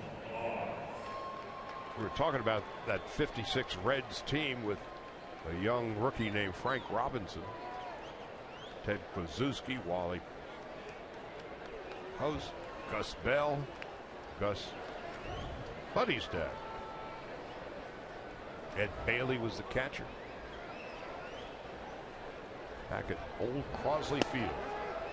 Crosley Field had the incline, and that was the reason why they had the incline at Minute Maid Park, homage to old Crosley Field. Those 56 Reds had a great shortstop second base combination. Roy McMillan and Johnny Temple. Into short left. It's going to be caught in foul territory by Jerko. Barnes is retired, 2 out.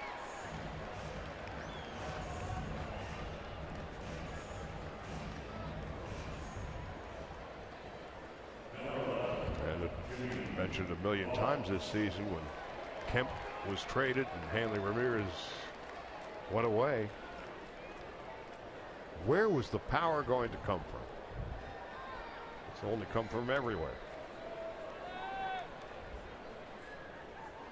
I think it was Adrian Gonzalez in spring training that kind of predicted that too, that he said, you know, we're not going to have maybe the one guy that hits 30, but we're going to have a lot more power throughout the whole organization.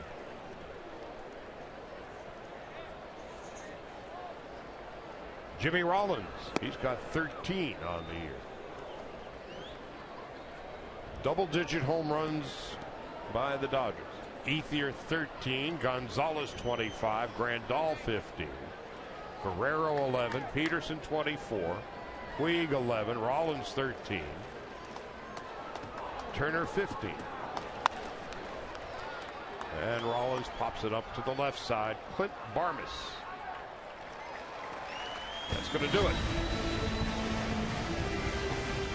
We'll go to the bottom of the ninth. Kenley Jansen apparently needs some work, so he's going to get some.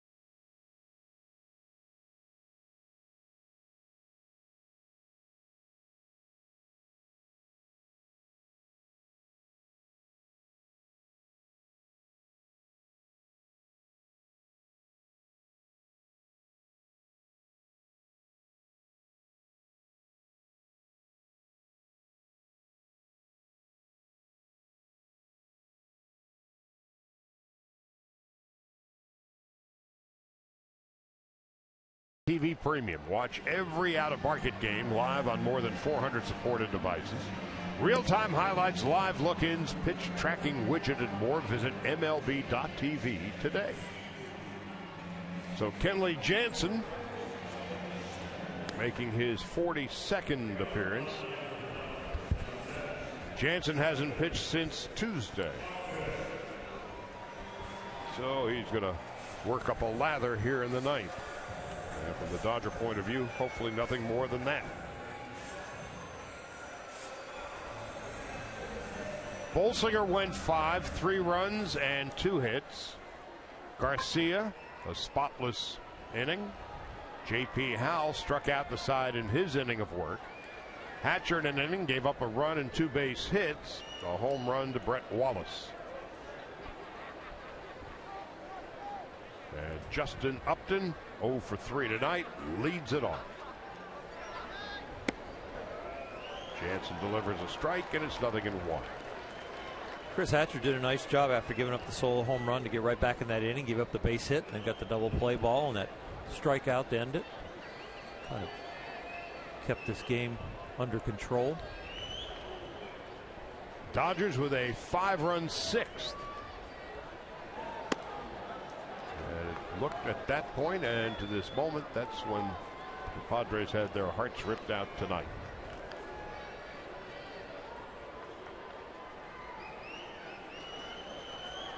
Five of the 10 hits for the Dodgers tonight have been home runs. Jansen delivers a strike, 1 and 2 at 92.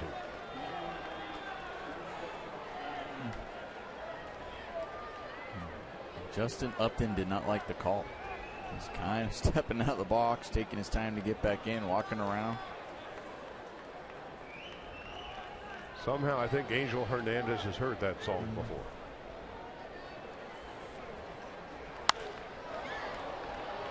Into short right, Schebler in, over, and there. First out of the bottom of the ninth.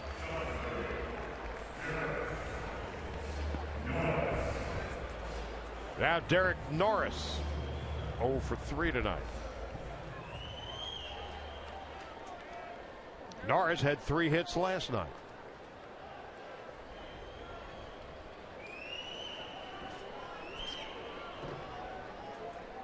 And we will be back with you tomorrow.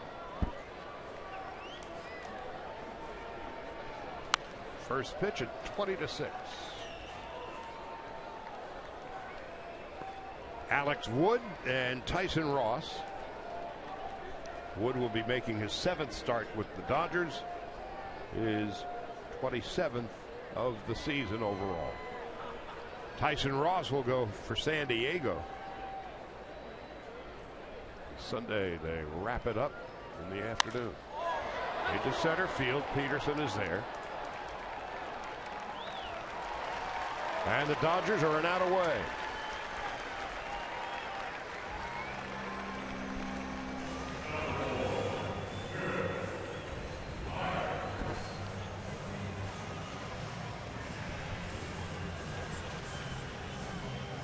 I think it's important for the Dodgers, for Kenley Jansen, to get this one over with in the 6 pitches so far. If he can do it under 10, that'd be outstanding, because he will definitely be ready for a save situation tomorrow. Myers takes a strike. This kind of efficiency would be real important in October for Kenley if he can do things like this and keep his pitch count down, because those games keep coming right back at you, and you're going to want him in there whether the Dodgers are down a run, whether they're up a run, or they're tied. No balls and 2 strikes to Will Myers. 0 for 3 tonight. What's left of the crowd of 33,025, almost all of them Dodger fans, on their feet.